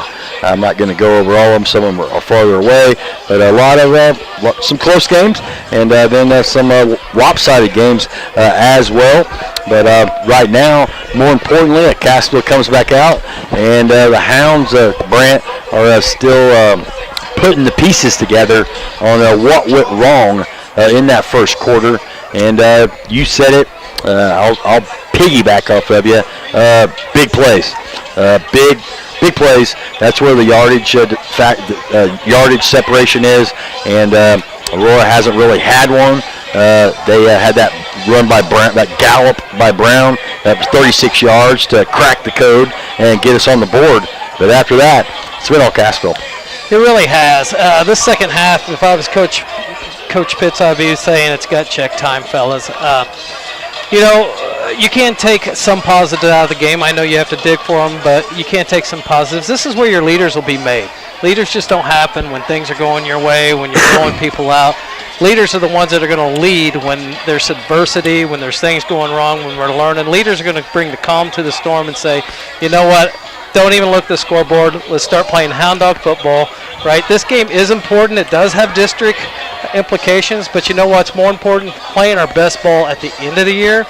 And if we give up now, if we start saying we can't win now, we will not get any better. But if we can stay in there, we can hold on to the culture, we can stay the course, do what Coach is trying to bring to Aurora, and we keep running these things, we are going to get better. Yeah. Yeah, Coach Pitts, he's probably soul-searching in there right now in the dugout. He's a little younger than us, but he's probably doing his best Roy D. Mercer impersonation. How big a boy are you? Because right now he's looking at some of those seniors and saying, "Hey, you know, we got to set the tone moving forward. This is week 2, but you're playing for your town, you're playing for your family, you're playing for your school, and we're at some pride out there on the field right now, man." Absolutely. And I mean, I wouldn't be surprised right now if Coach is trying on shoulder pads because he wants to get in that game. We talked to him last week, and it absolutely broke his heart that the kids had to go through a game like this. So this is hard on him too. He didn't anticipate this, but also coaches, this Big 8 West is no joke, man. The Big 8 West is tough. Yeah, it really is. And, I think the gray hairs would probably give us away on eligibility-wise. But, it's hard to watch, Cassville's just had some bigger plays. But, how much heart do you got left out there, fellas? As there's still 3 minutes left. The Hounds do come out of the locker room. They are the last team of the 2. The Wildcats probably didn't have a whole lot to talk about at halftime other than do what we've been doing. But Aurora kind of checking themselves here as this is their first road test. And here's Coach Pitts and his staff coming out on the field. But, this is a gut check time as, yes, it's early in the season. We're not to hit the panic button just yet. But you are playing a district opponent, a crossover game, Big 8 East versus Big 8 West. And after scoring first, I don't know if they got too comfortable, but Cassville kind of settled in as on their home field, and it's been all Cassville. So it looks like 2:20 left. That gives us time to gather ourselves, take one more final break of this Sublime Happy Marketplace halftime show, and we'll be back with the Manny Motors third quarter after this.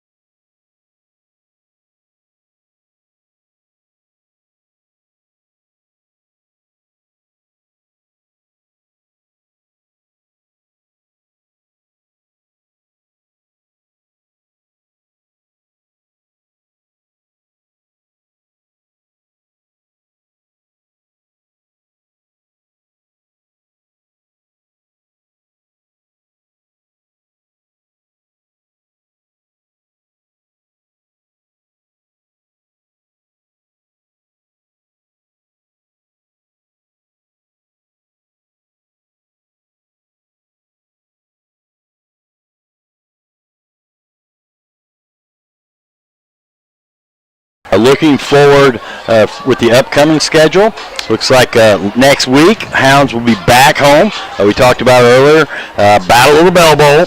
Never too early to talk about that as Mount Vernon waits tomorrow night. We talked about earlier, Brant. They were going to have some Thursday night Thunder special over there in Monette, and Mother Nature had other plans. So due to lightning, that game will be resumed tomorrow night at 7 p.m. at Burl Fowler Stadium, and they will pick up where they left off Mount Vernon was leading 7-0 with 9:28 left in the second quarter, and you will find that game tomorrow night on our sister station, 95.9 FM. And if you want to go watch it, you can go to Monette Web TV as well.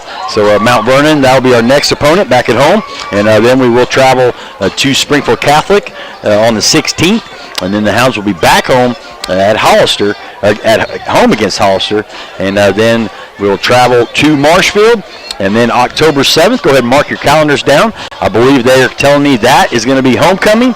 And then October 14th, East Newton will come to town, and that will be senior night. And then the Hounds will close the regular season on October 21st, and we will make a trip up to Logan Rogersville. So Logan Rogersville earlier, Brant, they said that score was 14-0. Yeah, they're playing Lamar close. Lamar, has been the top dogs for a while, and still no change in that score, 14-0 against Rogersville. But we did not have to worry about Lamar this year, as the wheel has not spun back around. So still about a minute left here before halftime. Are they throwing T-shirts again, or? I don't know. I wasn't paying attention. I don't know. I've already smacked him once because a wasp landed on him, and then I knocked my stool over. So I'm a little nervous up here for my own well-being. He's second-guessing this transition with Talon Media. But I promise, Mother, I'm being good. I'm being good. It's just there's not as much room in this one. Right. But and next week's going to be a big test too. We're going to see the first week with Seneca. We saw a team that likes to run and pass. Yeah. Actually, we got some big boys. They are ground and pound here in Cassville. Next week we're going to see another spread offense that likes to throw the pigskin around a little bit. Yeah, you are right. I was watching a little bit of that game last night, and Mount Vernon, man, they only had one senior there at the end of the year, and they're pretty young. And you're talking about flinging it. Chris Johnson's son is the sophomore quarterback, and we played against him back in the 90s. And I believe the Mount Vernon quarterback too. I believe he's defensive coordinator for him now. All my stats are unofficial. I'm not positive. Really unofficial. Cassville with the kickoff, and it looks like the Hounds get it on the 15, and that's Prater. He's got a little space, and he's on the outside. He's got some room as he crosses midfield. Oh, and trucks the kid at the 45. He gives a little forearm shiva as he crosses the 45, and I don't know what Coach Pitt said to him at halftime, but what a return by Prater, our best move and play of the night. Well, I'll tell you, number 3 hasn't given up out there. He took that shoulder and he loaded it and ran right over the top of a Cassville Wildcat defender. No flags, more importantly, on the play, Hound Dog Nation, as Hounds are going to set shop up across the 50. And we were talking about earlier at halftime with Hounds trailing by 35. They got to get a score on the clock, on the board, just to stop the mercy clock, or turbo clock as they call it. So Brown in shotgun is going to flip it to Prater, pitches to him, and Prater puts his head down, and he's met by a Wildcat wall, we'll call it. As about 4 or 5 of them mashed him, and he may have been lucky to get one or back to the line of scrimmage. There was nothing there at all. Yeah, that was a Wildcat wall, and Prater gets back up. He's back in the huddle, so Brown runs towards the sideline, gets the play call from Coach Brandon Pitts, and now Evan Hartwigson is going to join Brown in the backfield behind Brown in shotgun. 2 receivers to the left, Floyd to the right, and he does hand it off to Evan. He cuts and tries to make a move and spins forward for a couple yards, we'll call it. It looks like he's going to, they maybe called him down. I thought he maybe get 2, but they may have got 1 on the play. So now, once again, here come the bells. So that means it's 3rd down, and it looks like Cutbirth running in, and Jack is running off. Jack Klein. Yeah, Jack Klein.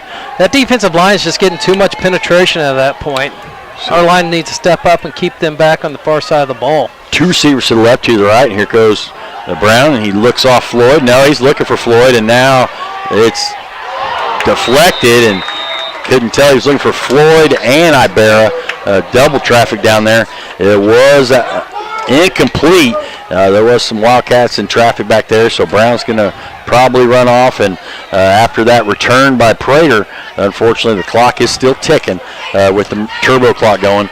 So once again, we're going to see Number 69 out there, Alex DeWitt in punt formation. And how many is this for him now? This is number 5 of the night. Okay, so 5th punt from the 46, 4th and 8. Alex does get a good snap. He lets it fly, kicks it up, puts some air under it, bouncing towards the sideline, takes another hound dog bounce inside the 10, I believe, or another 20, I'm sorry. Looks like about the 17 is the starting position. Alex has had some good bounces on some of these punts, so it does pin the Wildcats back. But more importantly, the clock is still ticking here in the Manny Motors third quarter. Manny Motors is your hometown auto sales and service. Go by and see Manny at 22 East Church Street, across from the Hound Dog Water Tower, for your needed auto repairs and service. Or give him a call at 417-678-4466. Just under 9 minutes now and counting, as the Wildcats coming back for their first offensive drive of the second half. So still come out in a tight formation with 2 receivers. It looks like it's a handoff outside to the right. Good hit. Jacobson got the ball. Looks like a pickup of what, 3? Yeah, 2 or 3? I'm looking at that was number 51, Ethan Whitlock, the junior, 6'2", 200-pounder on the tackle. He had some help with a couple other hounds, but 3-yard gain on the play. And once again, that Bryson Jacobson, what is it, junior, 6'1", 170-pound running back. And, these Wildcats, we'll probably pick him up again next year with the wheel. But Bodie Rose is only a sophomore, Brand. He's not real big, 5'10", 160 pounds. But with being a sophomore under center, they got good things moving ahead. Yeah, he runs a lot bigger than his weight. He sure does. He's a tough runner. And he spins and hands it off. And let's see who that one was. Was it? It looks like Mr. Wilson again. Trey Wilson. And Trey's number 3. Imagine that. And another positive gain for the Wildcats. Picks up another Wildcat first down. Almost man, those bright lights on that scoreboard almost give you a seizure there, bud. All right. So I'll look away from that. 1st and 10 from the 30 for Cassville, as they put some money into that scoreboard, didn't they? They did. It's nice. I thought it was lightning for a minute. Don't say that. We don't want to rain delay tonight. No, Janet. I did not say that. Okay, so 1st and 10 from the 30, as Bodie Rose hands it off up the gut, and that was a short gain. Trying to see, looks like Jack Klein on the tackle. Yep, looks like Barrentos pushed that guard right back into the backfield and tripped up the running back there. So Dante Floyd checks out. Evan Hartwigson checks in on the defensive side. And I have noticed Coach Pitts is trying to rotate some of these guys that are going both ways, Bram. Yeah, he's trying to see what he has, too. There may be I don't want to say hidden gem, but there may be someone out there that, like I said, leaders are made right now. Who's going to show me heart? Who's going to give 100% for the guy next to you? And coach is trying to motivate his player and see what he has. You're right. Handoff, Bodie Rose to 24. Nice fill. I think that was DeWitt. It was DeWitt. Or was it Huseman or DeWitt? Maybe both. There's 69 and 67. Yeah, so big Ethan. We'll call it a senior sandwich there by big 67 Huseman, and also number 69 Alex DeWitt, as they met the running back for a short gain, if any. So that's going to be 3rd and 7 from the 33, and it looks like Jansen Hunt, sophomore, 6 foot, 190-pounder, checks in, and Cutbirth I notice is in there as well. So we got some sophomores in there now, Brant, to go with some of these seniors. And I saw the big fella check in, number 88, Josh Blackburn, 6 foot, 285 for the Hounds, trying to bottle a Wildcat up in the middle here as he gets some penetration, but they're passing, but incomplete. And couldn't see. It looks like Nate Irvin on the coverage. Good job by Nate. And he was right there. The pass was high, but Nate was in good coverage. Even if he'd have caught the ball, he wouldn't have got any yards on that one. So it is 4th down. We did see the punter once. We have. We have. We had one punt, and that was the first drive of the first half. That's right. So it looks like Evan Hartwigson's going to go back to about the 35 or so. Cassville has it 4th and 7. Don't look at the scoreboard because he's behind. 4th and 7 from the 33. Now he's caught up with us. So Cassville in front Punt formation, I and think we got a timeout, Aurora. I think we had 12 men on the field again, but Coach took a timeout before the penalty was good job, assessed. Coach Pitts. So this timeout's brought to you by Isanova. Isanova is now hiring. Give them a call or look them up at isanovatech.com/careers for your job opportunity. Once again, we'll go ahead and give the sportsmanship reminder sponsor brought to you by Access Family Care. The score of any athletic event is generally forgotten over time, but the actions of players, coaches, and spectators leave lasting impressions. The next time you attend a high school game, think of how history will remember you. Choose good sportsmanship and help rekindle the spirit of citizenship. Remember, the lessons you teach today will develop better citizens in our communities for tomorrow. This message was brought to you by your friends at the Missouri State High School Activities Association and Talon Media. And once again, that was brought to you by Access Family Care. They have locations in Aurora, Mount Vernon, Cassville, Neosho, and Joplin. So Cassville back in punt formation. Looks like Hernandez for the punt, and he does boot it. Has a high kick. Evan Hartwig gets it about the 35. Oh, nice move. He shakes one Wildcat, shakes the second one, and makes a move almost to midfield and breaks a couple tackles, does Evan. And a good job there. Whew, he caught that one. He's as brave as they come. He caught that with a Wildcat defender right in his face. Ducked the tackle, made a couple jukes, and picked up about 13, 14 yards on that one. Yeah, man. Well, where the ball's setting is across the 50, and I think he caught on the 35. Yeah. So Hounds got it right at midfield, and the clock does stop for an official timeout. So we'll take one as well and be right back with the Manny Motor third quarter after this.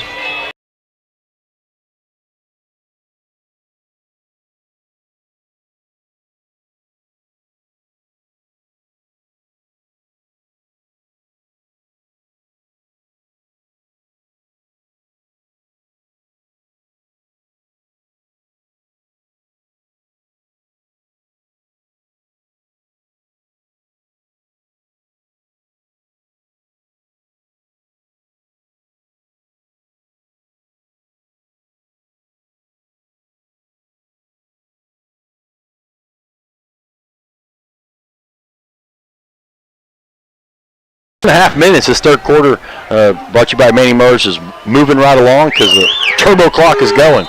So the officials start the clock. Kelton Brown is in shotgun formation. He's looking for Dante Floyd. Instead, he throws to Nate Irwin on the outside on the right side. Nate makes a couple moves, Wildcats miss, and he shakes and bakes down to about the 43, and that was a completed pass. Brant, was that our first of the night? That's our first of the night. So senior to senior, Kelton Brown finds Nate Irvin on the outside, and they had a couple good moves there and made a couple Wildcats missing, Brant. Yeah, that was just a little quick hitter out to the wide receiver. Nate caught it, had some distance between him and the quarterback, put on a couple shake and bakes, and picked up 10 or 11 there. So that first down was brought to you by Pettit Law Office. Give them a call for all your local legal needs. And now a handoff to Nate Irvin, and he thought he kept his balance as he went down, as now Nate got a catch and then a handoff. That may be back a couple of yards, as I thought he put his hand down on the ground, but they said his knee touched. So that's going to be a subtraction of 3, a minus of 3. And now it looks like there's going to be a timeout.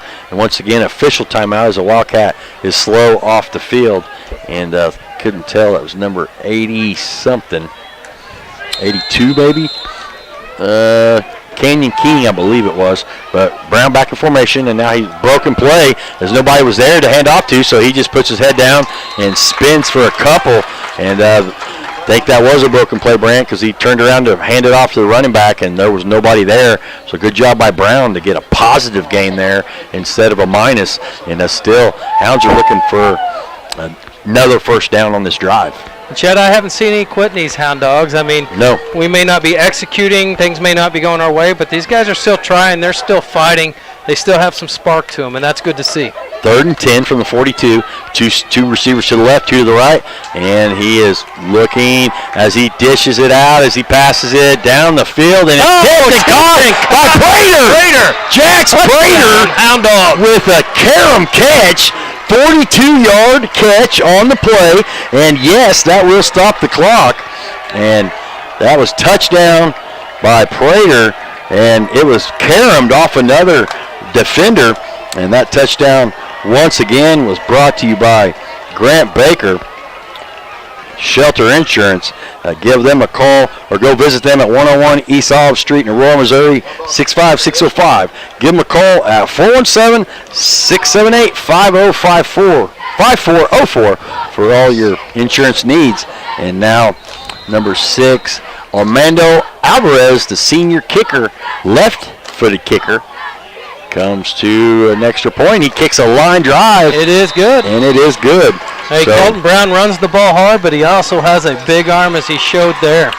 So, Threw yeah. about 40 yards in the air. Alvarez with the PAT, and that makes it 42. 42-14 with 2:37 left, and the Hound Dogs are showing some life here. They're showing some heart and the no-quit attitude that I think just resembles their coaches. Yeah, you know, and good for Prater. He's the one that kind of started the half with that long kickoff return, and then he looked Floyd off. Floyd was on the right side, Brant, but I couldn't see the other receiver. It was Prater and somebody, and tipped ball, and right there at midfield, or right there at the goal line, Prater, number 3, snags it out of the air for the TD. So the turbo clock is stopped, and that did stop the bleeding, so to speak. Yeah. With 2:37 left in this third quarter, brought to you by Manny Motors, and now. Might have to start calling Prater the spark plug because he's bringing some electricity to this Hound Dog Well, team. and that extra point by Alvarez, that's brought to you by Crafton Cantrell Funeral Home. They're located at 303 South Jefferson Avenue, and they want to be there for you and all of your sorrow and needs in your time of loss. Give them a call at 417-678-2144. And now the crowd's trying to get back in this thing as they are still up and ready for kickoff here. Oh, it's And an onside kick. Little Trying trickery. to catch the Wildcats. One Oh, that's Wildcat. close. And we may have got that one. That was close. We'll wait and see. One Wildcat still had his hands on his hips and was looking toward the Aurora sideline, but the Wildcats did recover that kickoff. That kickoff was brought to you by Forge Build True Value. You'll find all the supplies and tools for any project at Forge Build True Value on Church Street in Aurora, Missouri. Give them a call at 417-678-4488. And you know, hey, I don't mind that call. No, that was a good Yeah. call. You had a little spark to you. And we almost got it. The ball just bounced the wrong way there. Yeah. But Cassville's keeping in their starters. I anticipate they're going to play most of the third quarter anyway. We'll see if they come out in the fourth quarter. But the defense is starting to stand strong here. Yeah, 1st and 10 from the 43. Looks like Wilson up the middle again for about 3. Okay. And they're staying to their tight formation. 2 running backs, about 1.5 yards behind the quarterback. Little quick hitters. They don't waste much time back there. They get the ball out of the quarterback hands. Quick hitters up the middle, and then they'll fake it to him. The quarterback will roll out to the edge. But I don't know how much they're going to run rows the rest of this game. They don't want to get them hurt. Well, Wildcats lead by 28 here. 2 minutes left here in the third quarter, brought to you by Manny Motors. And Bodie Rose looking towards the sideline in no hurry. 5 on the play clock.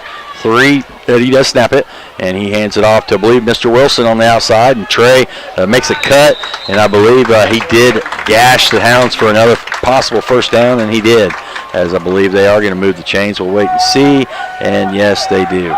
So Hounds looking for another turnover here, as they love to get another slice at the Wildcats, but did stop that and get the first score of the second half. Did Prater on a heck of a throw by Kelton Brown. It was he threw it, and the defender just barely got a hand on it. Prater stayed with the ball, concentrated, watched it all the way to his hands, and pulled it away with the 6. Good catch for Prater. Minute 25 and counting here in the third quarter.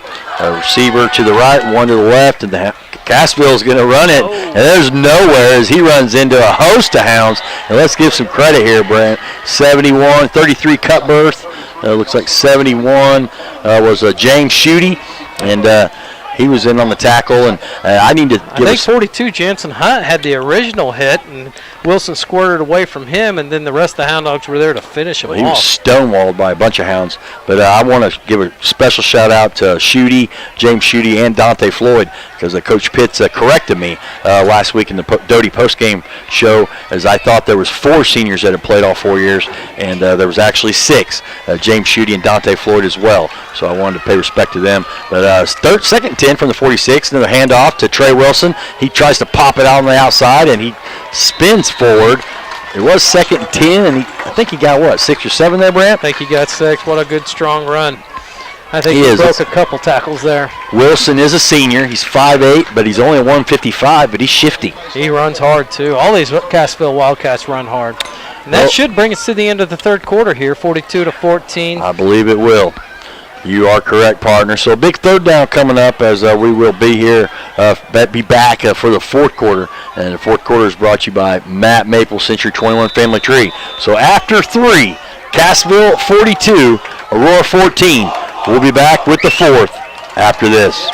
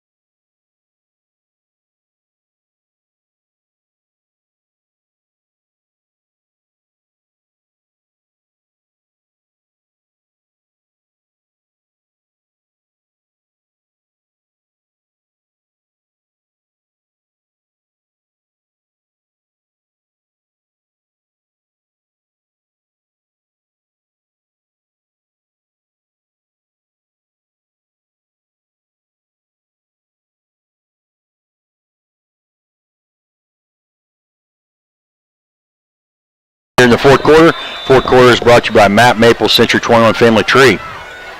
3rd and 4, they come out in a double tight power eye. Ball on the ground. Hound Dogs are there to make the tackle. Running back picked it up. Looks like number 35, we're going to say Jared Reynolds was on the carry, but he put it on the grass, but not before he got it back, but a short gain on play. And from the 40-yard line up 28, Coach Willie's got for Cassville's got a little wiggle room here, and we'll see if he tries to pin the Hounds back, or he's got a lot of options here. He can.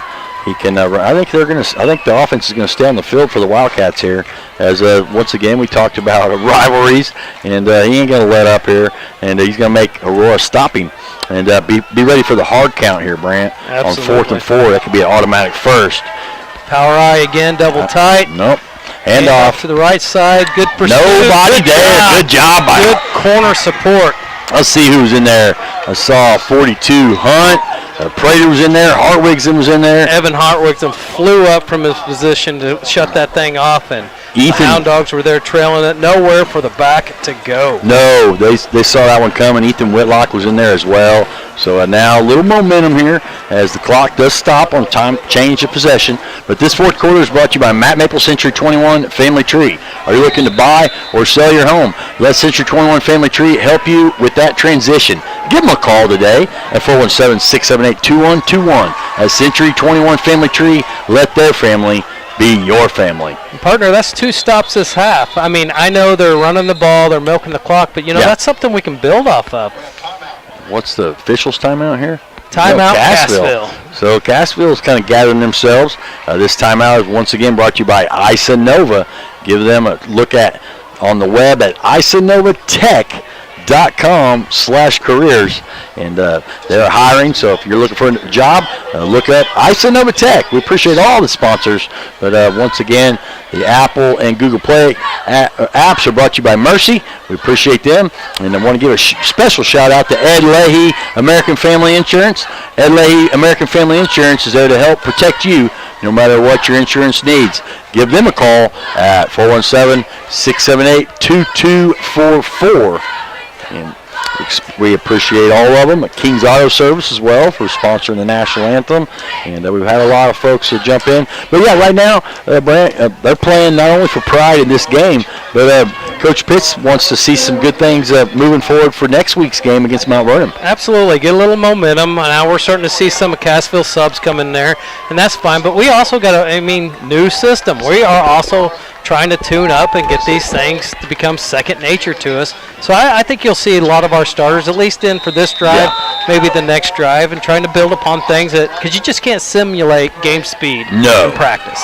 1st and 10 from the 40. Brown he's rolling open. out. He's wide open. Can he find him? He's looking at Evan Hartwigsen. And Brown, Hartwigsen was wide open on the 20, and he was 7 to 10 yards past all the Wildcat defenders. And Brown shows off his arm, and I was kind of worried about it because he had to look, and he overshot him. And that one would have been a quick score and cut this Wildcat lead in half. And Coach Pitts, they'll go back and look at that one because they caught the Wildcats sleeping there. Brown wish he had that one back, I guarantee you. That's one of those you're almost too wide open and you just want to make the pass too perfect, and it just sailed on him just a little bit. It was a pretty spiral, too. It was. It was. Best incompletion of the night for the Hounds. So now Brown gets it and hands it off to, is that Prater again? I believe so, yep. Prater's had a good second half with a kickoff return, a TD reception, and then has a run up the middle. But now, once again, Brant, another crucial third down, and the Hounds need to keep moving the chains here. Yep. I would definitely say this is going to be 2-down territory. I don't see us punting it back to them because we want to stay out there, work on our offense here. As long as there's positive here. Absolutely. Don't go backwards. No flags. We hadn't had a flag this half.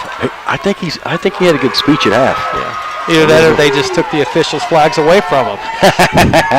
Good one. All right, 3rd and 4, Brown in shotgun. Nate Irvin in motion. He goes to the right. Now Prater's going to maybe join him in the backfield. Now Brown's just going to go up the gut, and he falls forward for yet another first down. That first down is brought to you by Pettit Law Office. Let Pettit Law Office take care of all your local legal needs. Give them a call at 417-222-6640. So another first down and moving the chains, and another positive play. Still got 10 minutes left here in this fourth quarter, brought to you by Mount Maple Century 21 Family Tree. And I like the momentum here, Brant, that the Hounds have taken from the third into the fourth quarter. It's just a boost of confidence. Yeah. I wouldn't be surprised right now if you don't see Kelton on this first down throw one up in the air again. Where's Dante at? Has he got a catch tonight? Not yet. Brown, he's going to chuck it as he's looking. Another tip ball as two Hounds were back there, Irvin and Prater, but they were both covered. They were lucky that was incomplete, Brant, as Floyd was streaking down the left side, as they knew it was. All three receivers were going deep, but good sportsmanship by the Cassville and Aurora Hounds as they let each other up. A deep incomplete pass. Still 9:31 left, and once again Brown showing off his arm. Yeah, I don't know what happened there. We had two receivers in the same area. That's usually not designed like that. I don't know if somebody was supposed to break that off. Maybe run the wrong route, maybe. But when you have two receivers, you usually have multiple defenders too. So and there was. Yeah. It was well covered. 2nd and 10 from the 47. Brown in shotgun formation. He gets it, and it looks like he's going to fall. Try to go forward. Now he shakes and comes to the left and then comes around, and I think depending on where he's at, he's right at the sticks, Brant. Yep, and a good move as he was initially hit, and Brown shucked the Wildcat off and bounced off another one, and I think they may look at this. Well, according to the sticks on the far side, that's a first down. I think so from here, but they're going to measure it, and we have a first down measurement sponsor, and that is brought to you by Ed Leahy American Family Insurance. Ed Leahy American Family Insurance is there to help protect you no matter what your insurance needs are. Give him a call at 417-678-2244, and from this naked eye, we're from the class of 93, but I think they're just going to be short, Brian. They're going to be short. And they are. So we'll see what the Hounds do here. It's going to be on the 37 or so yard line. They got options here. Brown can maybe try a hard count, or you'd probably think sneak. Will we go under center for the first time in the year? See, you're always thinking. That's what I like about you. That's a great question, Brant, because I'm sure they practice it, but we haven't seen it yet.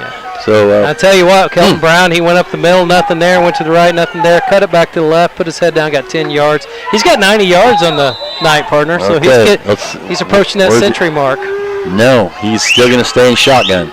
We do not believe in getting under. That's a different quarterback. That's a different quarterback. Yeah. Number 10, Thomas Laura is in there. Hands it to Prater, and I don't know what happened there, as Prater is not going to get it. Don't know if Kelton, if he's okay or not, but yeah, as soon as we saw that, the freshman, Thomas Lara, 6 foot 160 pounder, comes in, and I think is. So I don't know if Brown's just done for the night. I thought that was fourth down. No, this is fourth down here. Oh, so that was third. That was third down. So Brown is still out.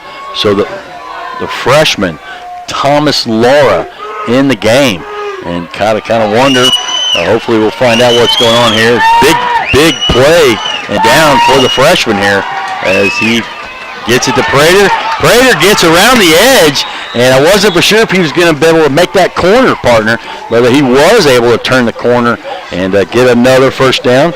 Once again, brought to you by Pettit Law Office. And I lost it down in there a minute ago. Yeah, Cassville looked like they played that one well. There was just a little crease, and that's all it took. Jax hit that edge, put his right foot in the ground, and made a shortcut and picked up 3 or 4 yards there. Good heads up run, way to see your territory out in front of you. I see Kelton standing over there on the sidelines, and it does not look like he's limping or anything. So he just may be done for tonight. It may be. Okay, so Thomas Laura, the freshman quarterback, waits his chance, and he's in shotgun. Now Prater thinks about coming to join him in the backfield, as he does, and he hands it off to Prater, and Prater has nowhere to go as he's met by 3 Wildcats, and number 14 just flexed at us, Tristan Thompson. So some freshmen are getting some playing time on Friday Night Lights. That was by the freshman, 5'9", 160-pound Wildcat. 7:35 left in the game, 42-14 still Wildcats, but Hound Dogs are showing a lot of heart here in the fourth quarter and still driving for that end zone. Yeah, I'd love to punch it in here. It's like 51. Ethan Whitlock checked in on the offensive line. Okay, so a couple receivers to the left, and Laura gets the handoff and hands it to Nate Irvin. He tries to shake and wiggle for a couple, and a lot of activity, but a short gain on the play. You going to give him maybe 1 or 2? I'll give him 2 on that one. It's Deuce Bigelow. We'll give him 2. Yeah, we'll be friendly. Irvin's a shifty guy, man. On all of his kicks returns, and even on that run there, he kind of juked out 2 or 3 runners there. Running to the left, went back and forth, and found what he could get. And he had an ACL injury last year, and at that scrimmage, he was trying to figure out his brace. And I think he's getting a little more comfortable and relying on that leg, because coming back from injury, sometimes it's hard to trust it. So, yeah, I'm proud of the way Irvin's he's shifty. 3rd and 9.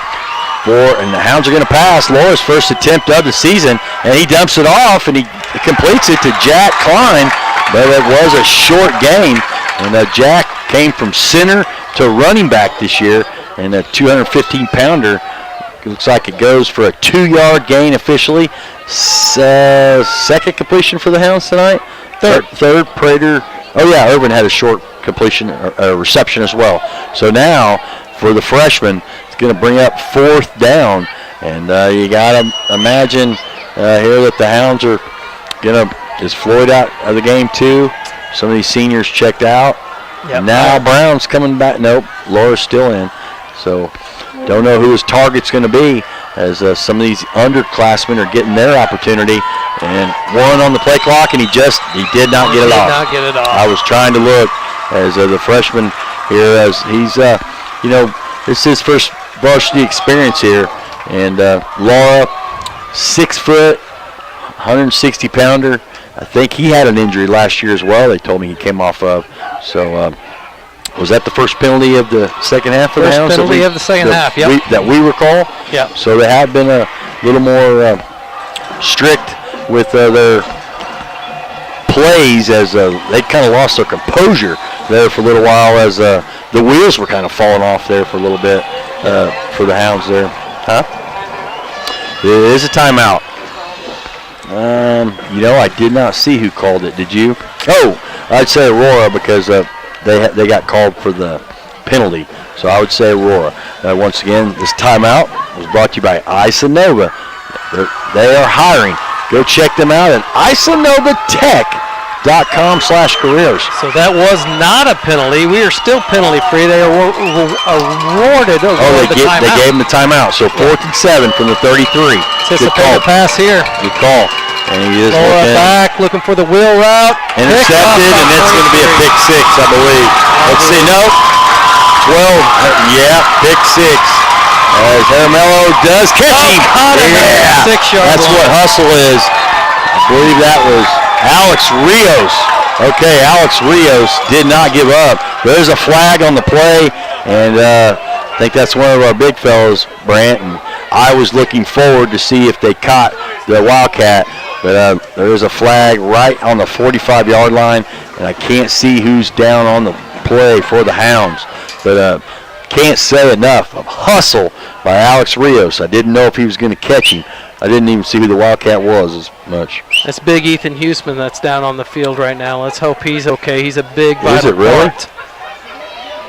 It looks like it's just cramps. Okay, but there's a flag right a couple feet from where he's laying down at.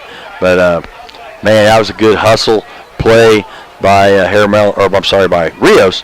And will that penalty be, I guess, on the return? So I don't think Aurora will get the ball back. No. But Cassville might not get it on the 6. You were right, Ethan Huseman. So the Hound Dog faithful goes to their feet to make sure he's okay, and he is. And that's what you expect out of a senior, Alex Rios. I mean, the game's not in your favor right now. Scoreboard's a little lopsided. Yeah. But you can't tell that to his heart. That kid, he saw the interception, and I thought he was gone. And see what's happening here? Instead of being down inside the 10, Cassville's marching back the other way. Absolutely. So, Coach Pitts can teach a lot of things, but he can't teach art. Personal foul against Cassville. I'd say it was a blindside block then, I would assume. I would say you're right. So, Laura tried to make something happen on 4th and 7 from the 33. It was thrown up for grabs, and the Cassville intercepted it. But good job by Rios to stop that Wildcat from punching, even though there was a penalty. But still, can't teach hustle. That was from the heart. And you never like interceptions, but you know what? Laura, being a freshman, realized it was 4th down. You got to get rid of that ball. Yeah. You're never going to complete it unless you don't try. You have nothing to lose. And he didn't just take the sack. He rolled out, looked over, and he made the throw that he had to throw. And it was well covered. So. Yeah, nothing wrong with that. Some momentum kind of stopped there. I don't know if this is official's timeout. I'm afraid to go away, as if I do, then you might not make it back. Still 5:22 left here in the 4th quarter. And if you're just joining us, Roy did score the first touchdown of the game to go up 7-0. And then Cassville reeled off 42 unanswered to take a 42-7 halftime score lead. And then Aurora did catch a caromed ricochet pass by Jax Prater, thrown from Brown. So Brown had one on the ground and one through the air. And I believe his night is over. So looks like Lamar, end of 3, leads Rogersville 21-0. Give me some more, Brant. Nixa, the powerhouse Nixa, 51-21 over Neosho. Marionville 22-0 over Willow Springs. They had to go at Willow this week. Yep. Trying to find some more local scores. Republic 42-13 over Ozark. Wow. Hollister and East Newton in a tie went into 3, all tied up at 7. Wow. Buffalo was beating Forsyth, another district competition there. Bodie Rose still in the game. No, Joseph Burton, I'm sorry. Joseph Burton. So new quarterback in. Joseph Burton is a junior, 5'8", 160-pounder, and he hands it off for a short game. Now a lot of underclassmen and second-string Wildcats are in for them, and looks like for Aurora as well. See old Levi Garrett back in there. Josh Blackburn in there. Prater's still out there. Evan Hartwigson's still out there. So no quitting these hounds. Justice Nickel still out there as well. And I think Rios may be the other one on the other side. I can't see right now. And handoff to the Wildcat as he's hit by a couple hounds, and he does spin forward for about 3. Does that Wildcat, and that was number 12. Looks like Sky Yang, the freshman on the play, on the carry. So it brings up 3rd and 7. And still 28 on the play clock, and Cassville with their backups in no hurry here. Coach Claywell, you don't want to get anybody hurt. But in the same sense, trying to get some of these underclassmen and guys that don't get as many snaps in the game. And so there's still 4 minutes left. But Cassville is at home, and they are up 42-14. But there's some positive things that have happened this second half, Brant. And what I really like is just the heart of these kids, man. Nobody's home. Big Blackburn in the backfield, and I do mean Big Josh Blackburn, as he has stuffed up that Wildcat. 6 foot, 285-pound senior, and Coach just said a couple weeks ago he's got some good hands too. So maybe with the number 88, he is eligible as he goes off the field. But we may see a little jumbo hound dog. Kind of like a refrigerator special from the 80s with the Bears maybe as Blackburn goes off the field. And now the Wildcats, are they going to late shift for punt, I would say. Okay. So number 17, Hernandez back to punt as he does the kicking for the Wildcats.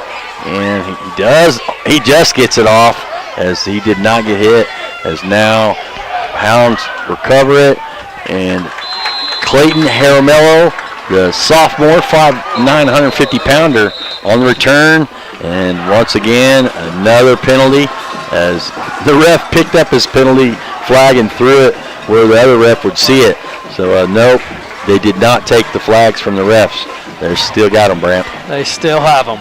And that was on the Hounds. I didn't see what they called there. Blocking the back. So that one hurts. That's going to scoot the Hounds back. I see Alex DeWitt still out there.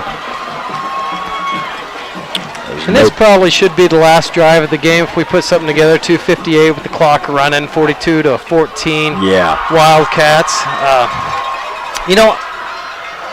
Tough game, but I like seeing the no-quit attitude in these guys. And it'll only make them better. I know we keep saying that. We shouldn't give up on these guys yet. No. It's a long season. They're learning. A lot of first-time starters even know they're upperclassmen. A lot of this is going to get fixed. Coaching staff's working hard. Community, stay behind this team. Show up on Friday night. Oh, yeah. Next Friday. Absolutely. Bell Bowl. If we don't show up and represent, I mean, looks like we have a late arrival to the game. Late to the field is Brody Seitz. He gets in there. Good run right up the middle. Who was that? Number 10. That's Thomas Lara, the quarterback. On the okay. It's just a moth. For a minute, I thought that wasp was back. Oh no! I didn't want to take cover. I didn't want to have to slap you again. But anyway, second down. There he is. Here, I'll get it. Oh.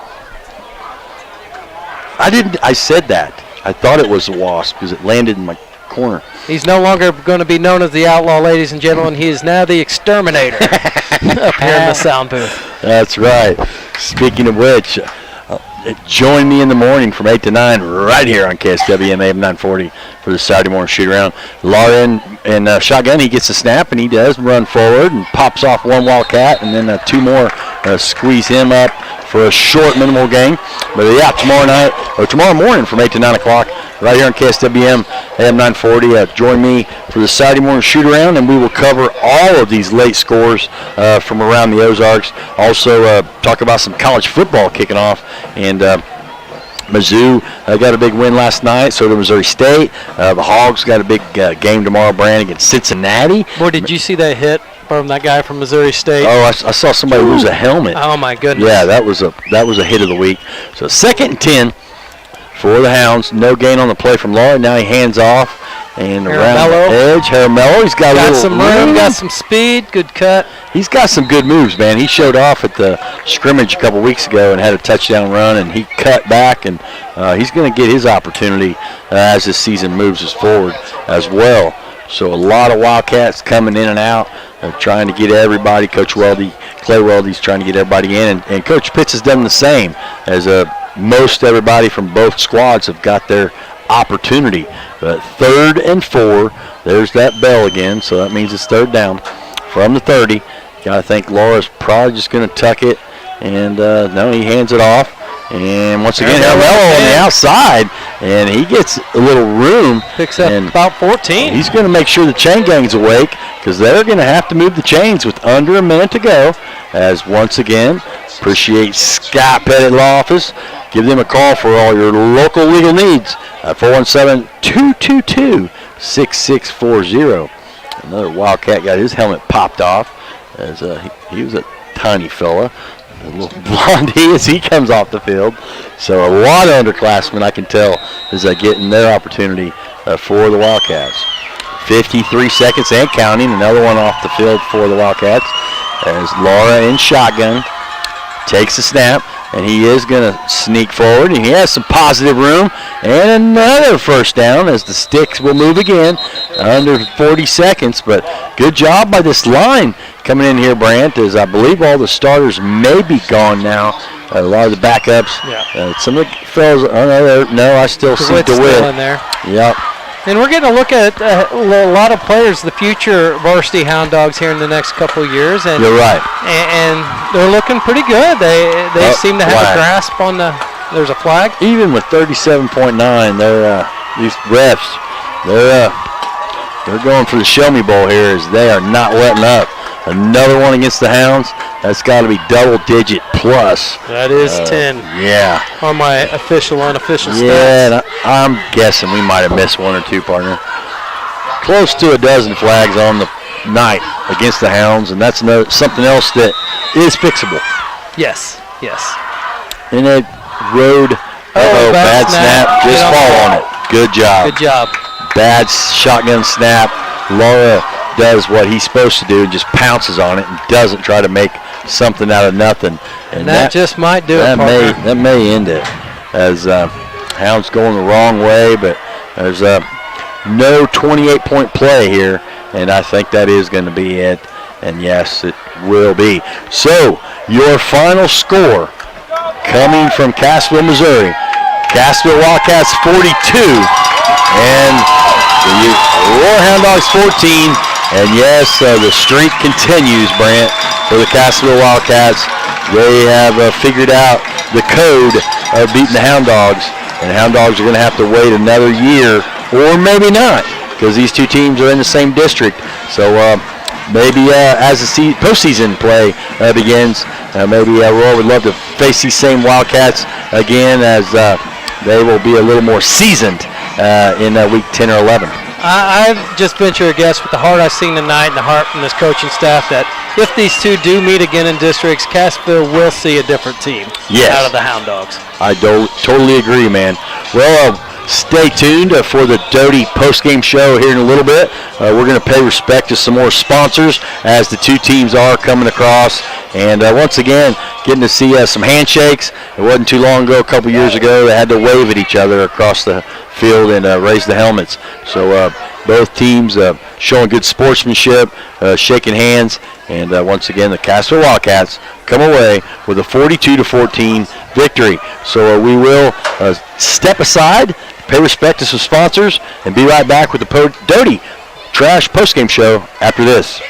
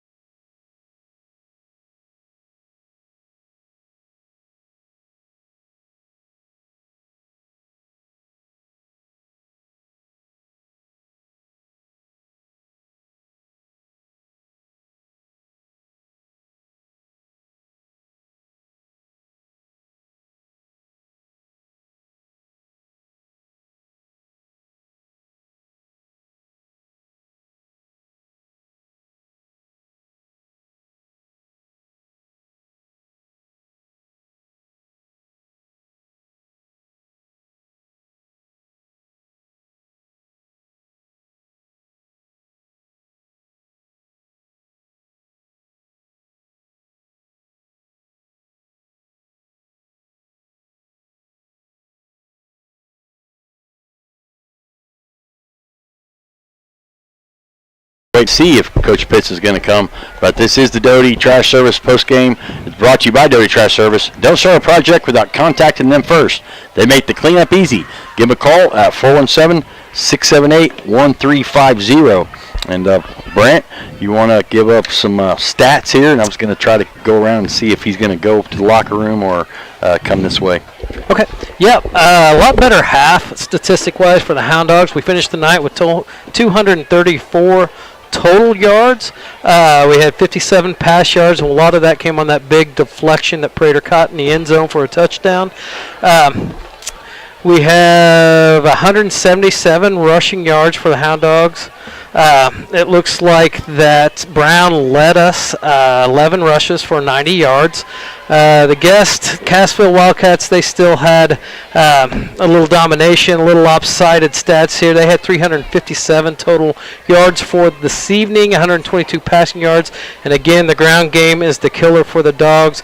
236 yards on the ground tonight. Leading rusher for the Wildcats would have been Wilson, number 3. He had 12 rushes for 82 yards. Jacobson had 8 rushes for 75 yards, and Rose had 5 rushes for 75 yards. Overall, second half was a better performance. It looked like we worked on some things. Hound Dogs showed a lot of heart, no give up in this team. But still, too much ground to cover, too much territory to make up.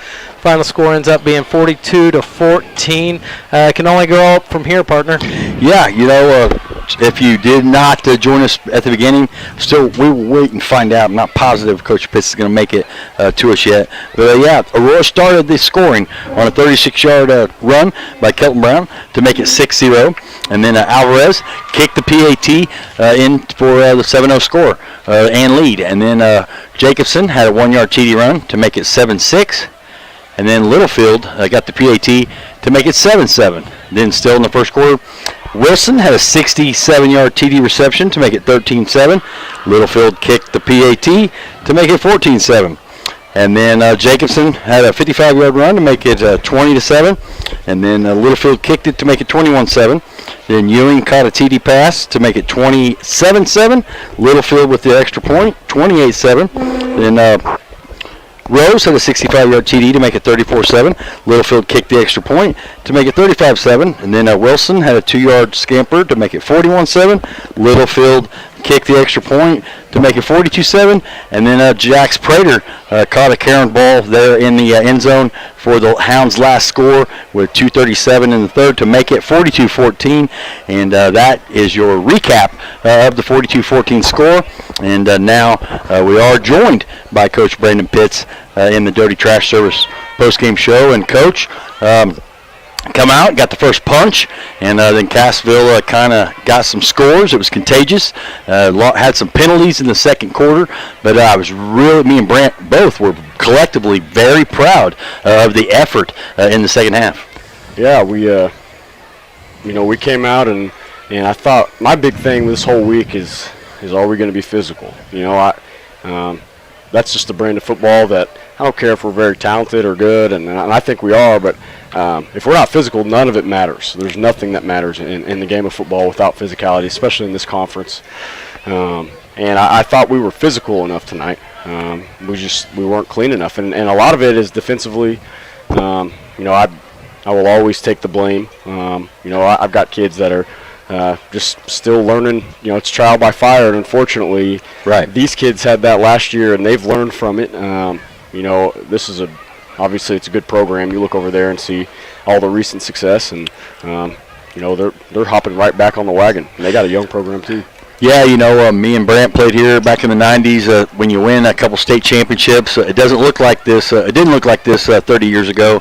But knowing, being familiar with the Big 8, we are in Cassville and Wildcat Country, but they love their Wildcats here. It was also alumni night here. They were on the road last week, so it was their first home kickoff night, and they were anxious to play, especially with taking a couple years off of the way the Big 8 wheel turns. Normally Aurora and Cassville used to play every year.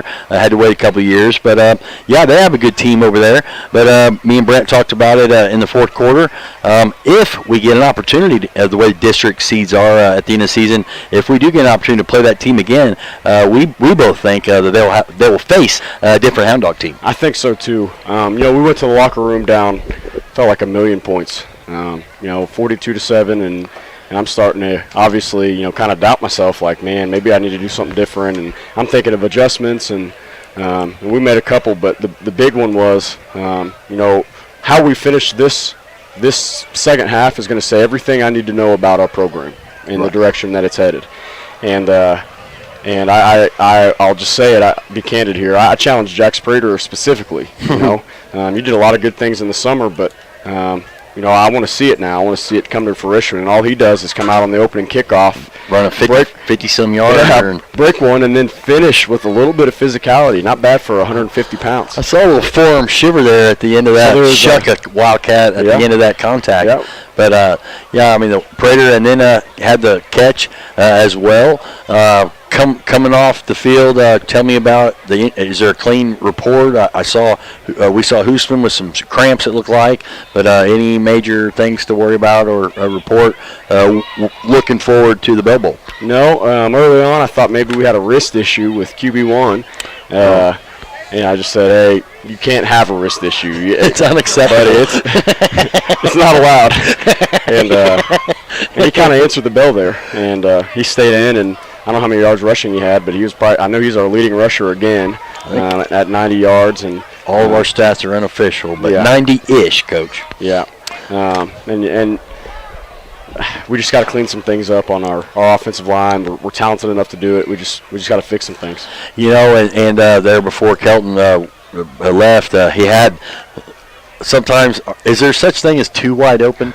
Evan Harwig's was a couple of yards, we'll say, behind the Wildcat defenders, but Kelton just showed his arm off and just let it fly a bit too much. But that was another one that, just like last week at the end of the game, there's some things that can be fixed. But the score may be 42-14, but the second half we actually won the scoring edge. But I don't want to be redundant, but we said it. There ain't no quit in this team. We don't know you as well. We're getting to know you, but the way Prater come out with that kickoff, I was like, man, I wish I could have been in there to hear what Coach Fitz said, because I think we were talking about it, being ex-players, kind of challenging some guys and soul-searching, and, where are we moving forward from here, down 42-7 at half, but I thought they played a real good second half. There was a lot of penalties. We are in a hostile environment. Once again, some of these guys, it was their first road test and taste. We had I know we had a couple early that kind of set us behind the chains, and then got a little bit of, it sounds bad to say, but all summer we haven't had any confidence. We haven't had any energy. We haven't had any attitude at all. And so every now and then, like Jack's had a personal foul early on, I'd like to see it. If it was blatant or he cussed the kid, obviously that's I don't know what it was. It may have just been a push at the end, but there's some attitude all of a sudden, and that's something I'd rather have to reel in than to teach. And so, obviously we got to clean those up. And then we had a silly one down here late with some holding stuff. And anyway, those are things I thought in the second half we did play way cleaner. We started to get frustrated with each other and get frustrated with ourselves, and we just have to be able to respond. And that's my big challenge right now. We're going to play some good teams. We don't play a bad team. It just doesn't happen. You're in the Big Eight. It doesn't happen. And so other teams are going to do good stuff because they're well coached and they practice. So we have to respond. There was, like I said, a lot of good bright spots, but I want to call one out. That hustle by Alex Rios there to stop that defender at the end. You could be down 42-14, 7 or 14, and just be like, oh, he's gone. But he didn't give up on the play either. Nope, that's a senior that has not missed a day since I've been here. Unbelievable. That's awesome. And he's a captain for us, and there's a reason. There's a reason. He's a first-year starter, but he's a 4-year guy, and that type of effort tells me that he cares. Yeah. I got guys being positive on the sideline. I got guys that are trying to do their best to keep our morale up. Our student section was still getting after it in the fourth quarter. That's what I want. I want a community support like that, and I was proud of it. We were here at the pregame show, and those bleachers were kind of staring back at us. They were glaring. There wasn't a whole lot of Hound fans here at first. It was like, well, Hound Dog Nation will pull it. But by the end of the game, even before halftime, those bleachers were full. And, down 37, it's a 40, 45-minute drive down here. But you had a lot of Hound fans come down the road to support you on the road. But now, moving forward, last night, had some issues and some weather there in Barry Lawrence County. Tomorrow night, I guess you'll have the opportunity to go scout a little bit. They're going to pick it up where they left off. I believe Mount Vernon was leading 7-0 against Monette with 9.5 minutes or so left in the second quarter. But looking at the first quarter, I watched it on Aurora Web TV or Monette Web TV. But what did you see from Mount Vernon in a little sneak preview from last night moving forward to tomorrow night? Well, number one is, you don't like to say too much good about those guys, but you got to call it what it is. Tom Cox is very good. He's respected. He's a very good coach. Those kids know their scheme. They understand their scheme. They were all over the place, playing hard, doing a lot of stuff defensively. They're going to be tough. We actually went to the game last night. I figured you might. We just thought, hey, let's go watch it and check it out. And both are pretty physical teams, but I was just impressed. I mean, they're good. Yeah, I think they had one real senior that played for them last year, so they were predominantly young. Listening to some interviews with him, I think he started 4 freshmen last year, and that's unlike him, but he was kind of forced to, giving me and Brant's age a little bit. The quarterback, Johnston, we played against his dad, which is a defensive coordinator, so we know his DNA. His dad was a good quarterback and athlete as well, but Mount Vernon, like always, throw out the records with those. When those two teams get together, it will be the Battle of Bell Bowl. The Bell Bowl still resides on campus at Aurora, but next week I believe there'll be a lot of Lawrence Countyans come out, and me and Brent were talking about it. Don't give up on you. Don't give up on this team just because it's 0-2. I don't want to say the seniors probably don't want to hear that the part of new, but it is new, but we're going to have to grow. You're not just going to implement your system, but your culture has been implemented as well, so it's a growth year, even though I know some of those seniors don't want to hear that, but a lot of these guys are finally getting a taste of Friday Night Lights and then on the road, but next week it'll just put the gloves on and go to work. Yeah, well, one thing I say to them all the time, I don't care if we're down 40 or up 40, I'm going to swing. I'm going to swing until the end of the whistle or till the end of the fourth quarter, and I'm not going to give up. I don't care what the score is. I'm going to keep coaching hard, and I want to keep playing hard, and that's the mentality I want. And we'll have to do that with Mount Vernon. They're a handful. They do a lot of really cool things, and very multiple offensively, multiple defensively, and we'll have our hands full, but I'll be there tomorrow night. Yeah, they'll run it or throw it, but they'll have a shorter week. Your guys will have an extra day of rest, so to speak. But it should be interesting moving forward. And some other Big 8 scores. We were looking earlier, Brant. There was a couple lopsided ones. What was it? Seneca 60-something to 0, 50-something to 0 over Catholic. Lamar. Lamar 28-0 over Rogersville. That was a closer game. Wow. Nevada 34-7 over Reed Spring. Seneca 65-0 over Catholic. West Plains 24, Glendale 22 in the third, last they reported. I know you still got some relationships with some former players and there. McDonald County 21, Marshfield 6. That was the end of the third. And then at the end of the third, Hollister 7, East Newton 7. Wow. Slobber knocker between those two teams as well. But coming to the Big 8, you can't take a night off. And it seems like this year the Big 8's even a little more tougher with some of these teams have had to wait their turn and just never can take a night off. But it'll be interesting moving forward, seeing how some of these scores end. But Coach, appreciate you coming up here and the effort. Like I said, in the second half, me and Brant, being dogs ourselves, I was very impressed with the no-quit mentality and some of this other stuff. The penalties and some of that, we can clean some of that up, and we can only look forward to better and brighter things coming from the Hound Dogs. Yep. Thanks for coming, Coach. Thanks. Coach Brandon Pitts comes and joins us at the Doty Trash Service postgame show. So we're going to take one more break, come back with some area scores after this.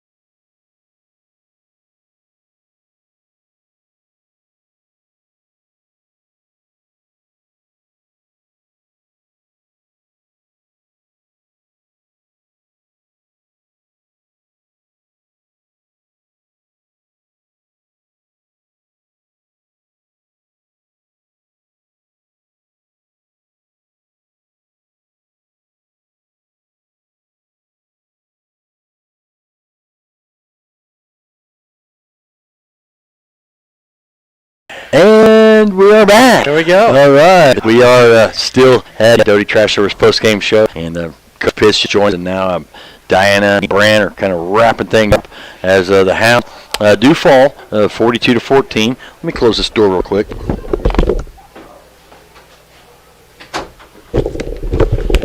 Cassville folks are having a little more fun than we are in the hallway. So anyway, sometimes the last thing a coach wants to do after taking one on the chin like that is to come talk to media. But Coach Pitts 2 times in a row, no, the outcome wasn't exactly what he expected, Brant. But he's a man's man. He takes credit for the loss. He's not making excuses. This is his first year, and he's coming from a program that's used to winning. And don't give up on him yet, because we will win some games. But there were some bright spots tonight. Absolutely, and I do like Coach Pitts. He's a good guy. He's a good leader. Like you say, he takes the blame for everything negative that happens, and he gives the credit all to the kids and the rest of the coaching staff for everything positive that happens. And he's a little down right now, but there's a lot of fight left in him. He's not going to give up, and he's going to pour 110, 120% into everything he does on this team. He's already talked about going to the Mount Vernon game tomorrow night to get things ready. He said that's going to be a tough task, but he's up for the task. It's a challenge. You can't shying away from any of it. No, and Cassville did have a little more experience out there, and it's easier at home. You can be a little more comfortable, especially with a fellow alumni here in the crowd and what. And Aurora, had not a lot of those guys hadn't been, half the seniors are coming out for the first time. Some of these guys, they know what it's like to go out on the road in the Big 8, but some of them don't. So once again, you can't simulate that. You got to go hands-on and go face it and figure it out. but I couldn't be prouder of the effort in the second half. I mean, there was no quit in this Aurora Hound Dog football team. And there's a lot of shiny spots in that younger team. At the end of the game, it was JV versus JV, a lot of freshmen out there. Yeah. And we saw a lot of good things out of them. I mean, still there were some execution things, but when you saw things like that snap there at the end of the game, we went after Laura, ran after it, hustled after it, and fell on the ball. He didn't try to make something, and in the future, stuff like that's going to pay off for the Hound Dogs. Yeah, and Rios, that hustle play, catching that guy on the pick six, he could have easily just turned it in. No one had ever noticed if he hadn't have done anything, but that's why that boy's a captain. Yeah, you're right, and Coach said it. He has not missed a practice since Coach Pitts has been here. So and not only does that show in the game, but it shows up in the younger generations that are watching that. So great character on behalf of the older dogs too. You're right, and he even bragged on the student body section. Yes, they were standing even down 28 in the second half, and those bleachers, they're empty now. But there was a lot of Hound Dog fans. Want to tell them all to be safe on their way home tonight, as it is a Labor Day weekend. A lot of folks are out on the roads, but tonight it was a learning curve, so to speak, for this Hound Dog young.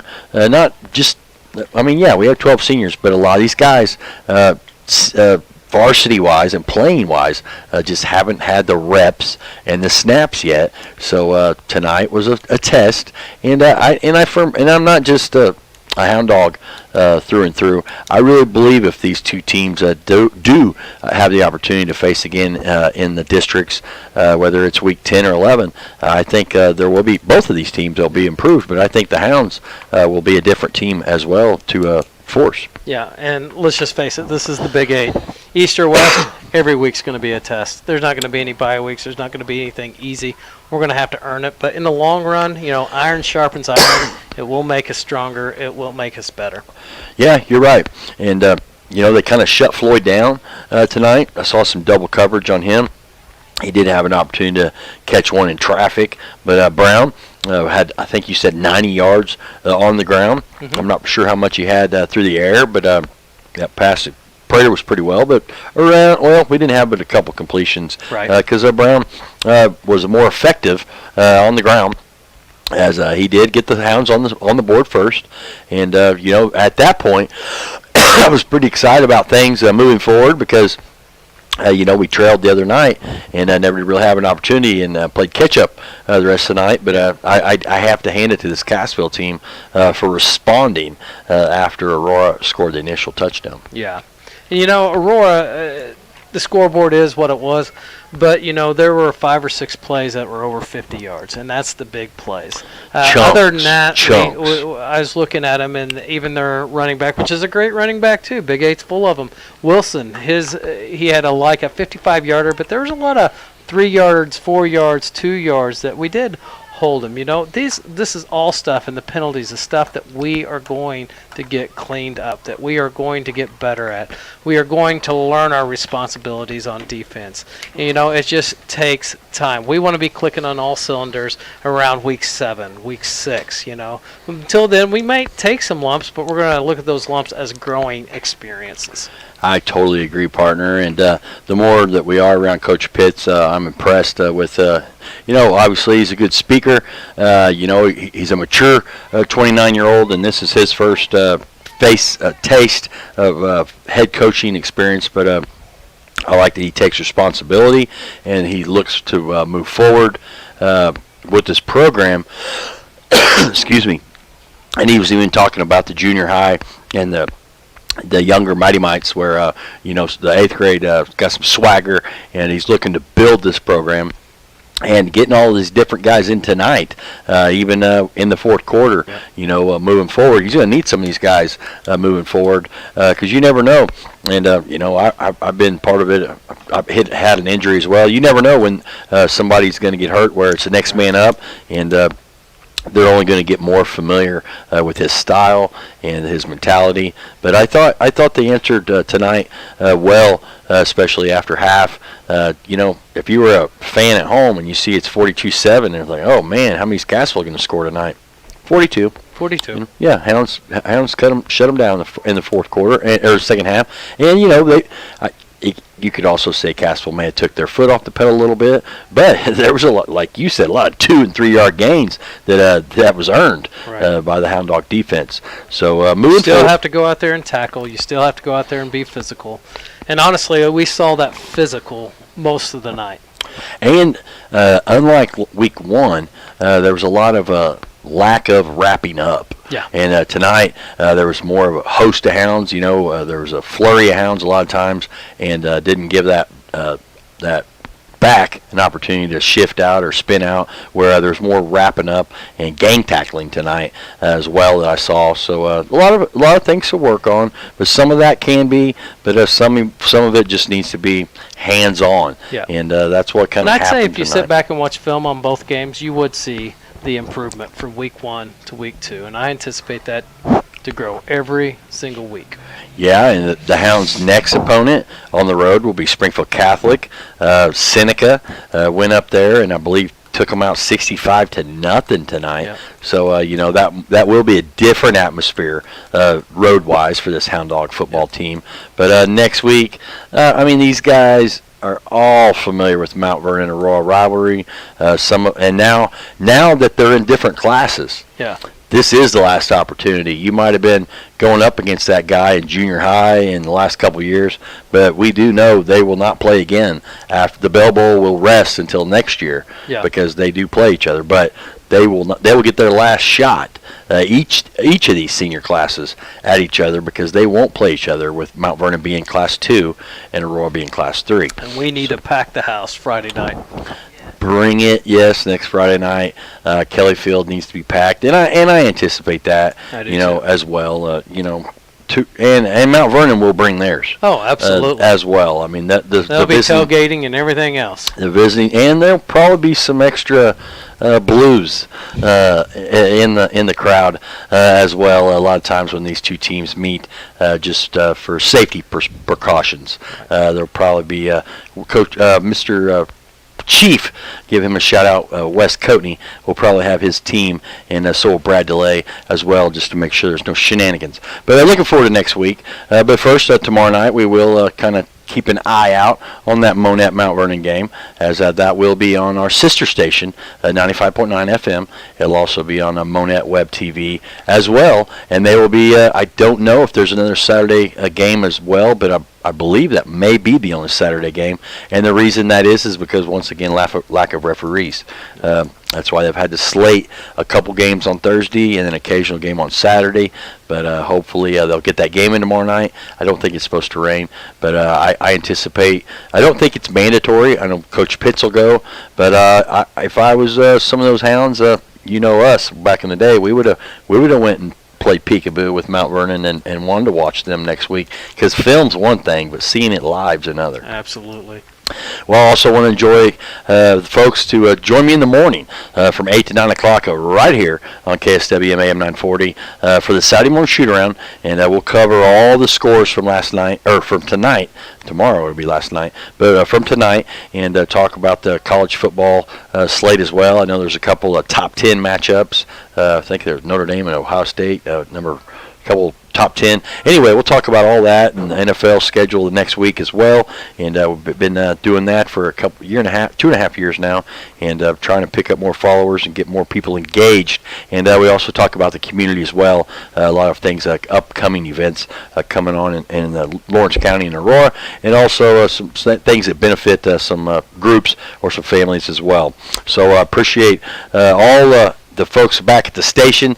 We cannot pull this production off without the ladies back there at the station, the account executives, Deanna and Nikki, and putting the orders in, and of course Janet and Dwayne and all the salesmen and stuff. And I would also like to give a shout out one more time to Sean Baker, the station engineer. He's had to come in and to work on a bunch of stuff to upgrade our equipment, and has made the video hardware, software come to life. And also shout out to Dan Crouch at MDC Business Technology for our upgraded web TV laptops and website. Also want to thank my wife, for Diana, Lady Di, for man and woman in the camera tonight, as we did have some good hospitality here from Cassville. I want to give a shout out to their administration. We had our own spot. Nobody tried to take my spot this time. That's another podcast and another day. But anyway, I want to give a shout out to them, and of course the owners back at the station for giving us the chance and the opportunity and setting us up to win out here on the road or at home. So I want to tell everyone to have a safe and enjoy the Labor Day weekend, but be careful out there on the road. Don't text or drive, and if the rain does come back, just turn around. Don't drown. But we appreciate everybody listening, the people texting, giving us updates, and we're only going to get better like the Hounds as well. Right, Di? Right, Brent? Yes. All right. So this for Brent Frigel and Lady Diane Estes. This is Chad Outlaw Jr. Estes. Until tomorrow morning, I promise I'll see you on down the trail.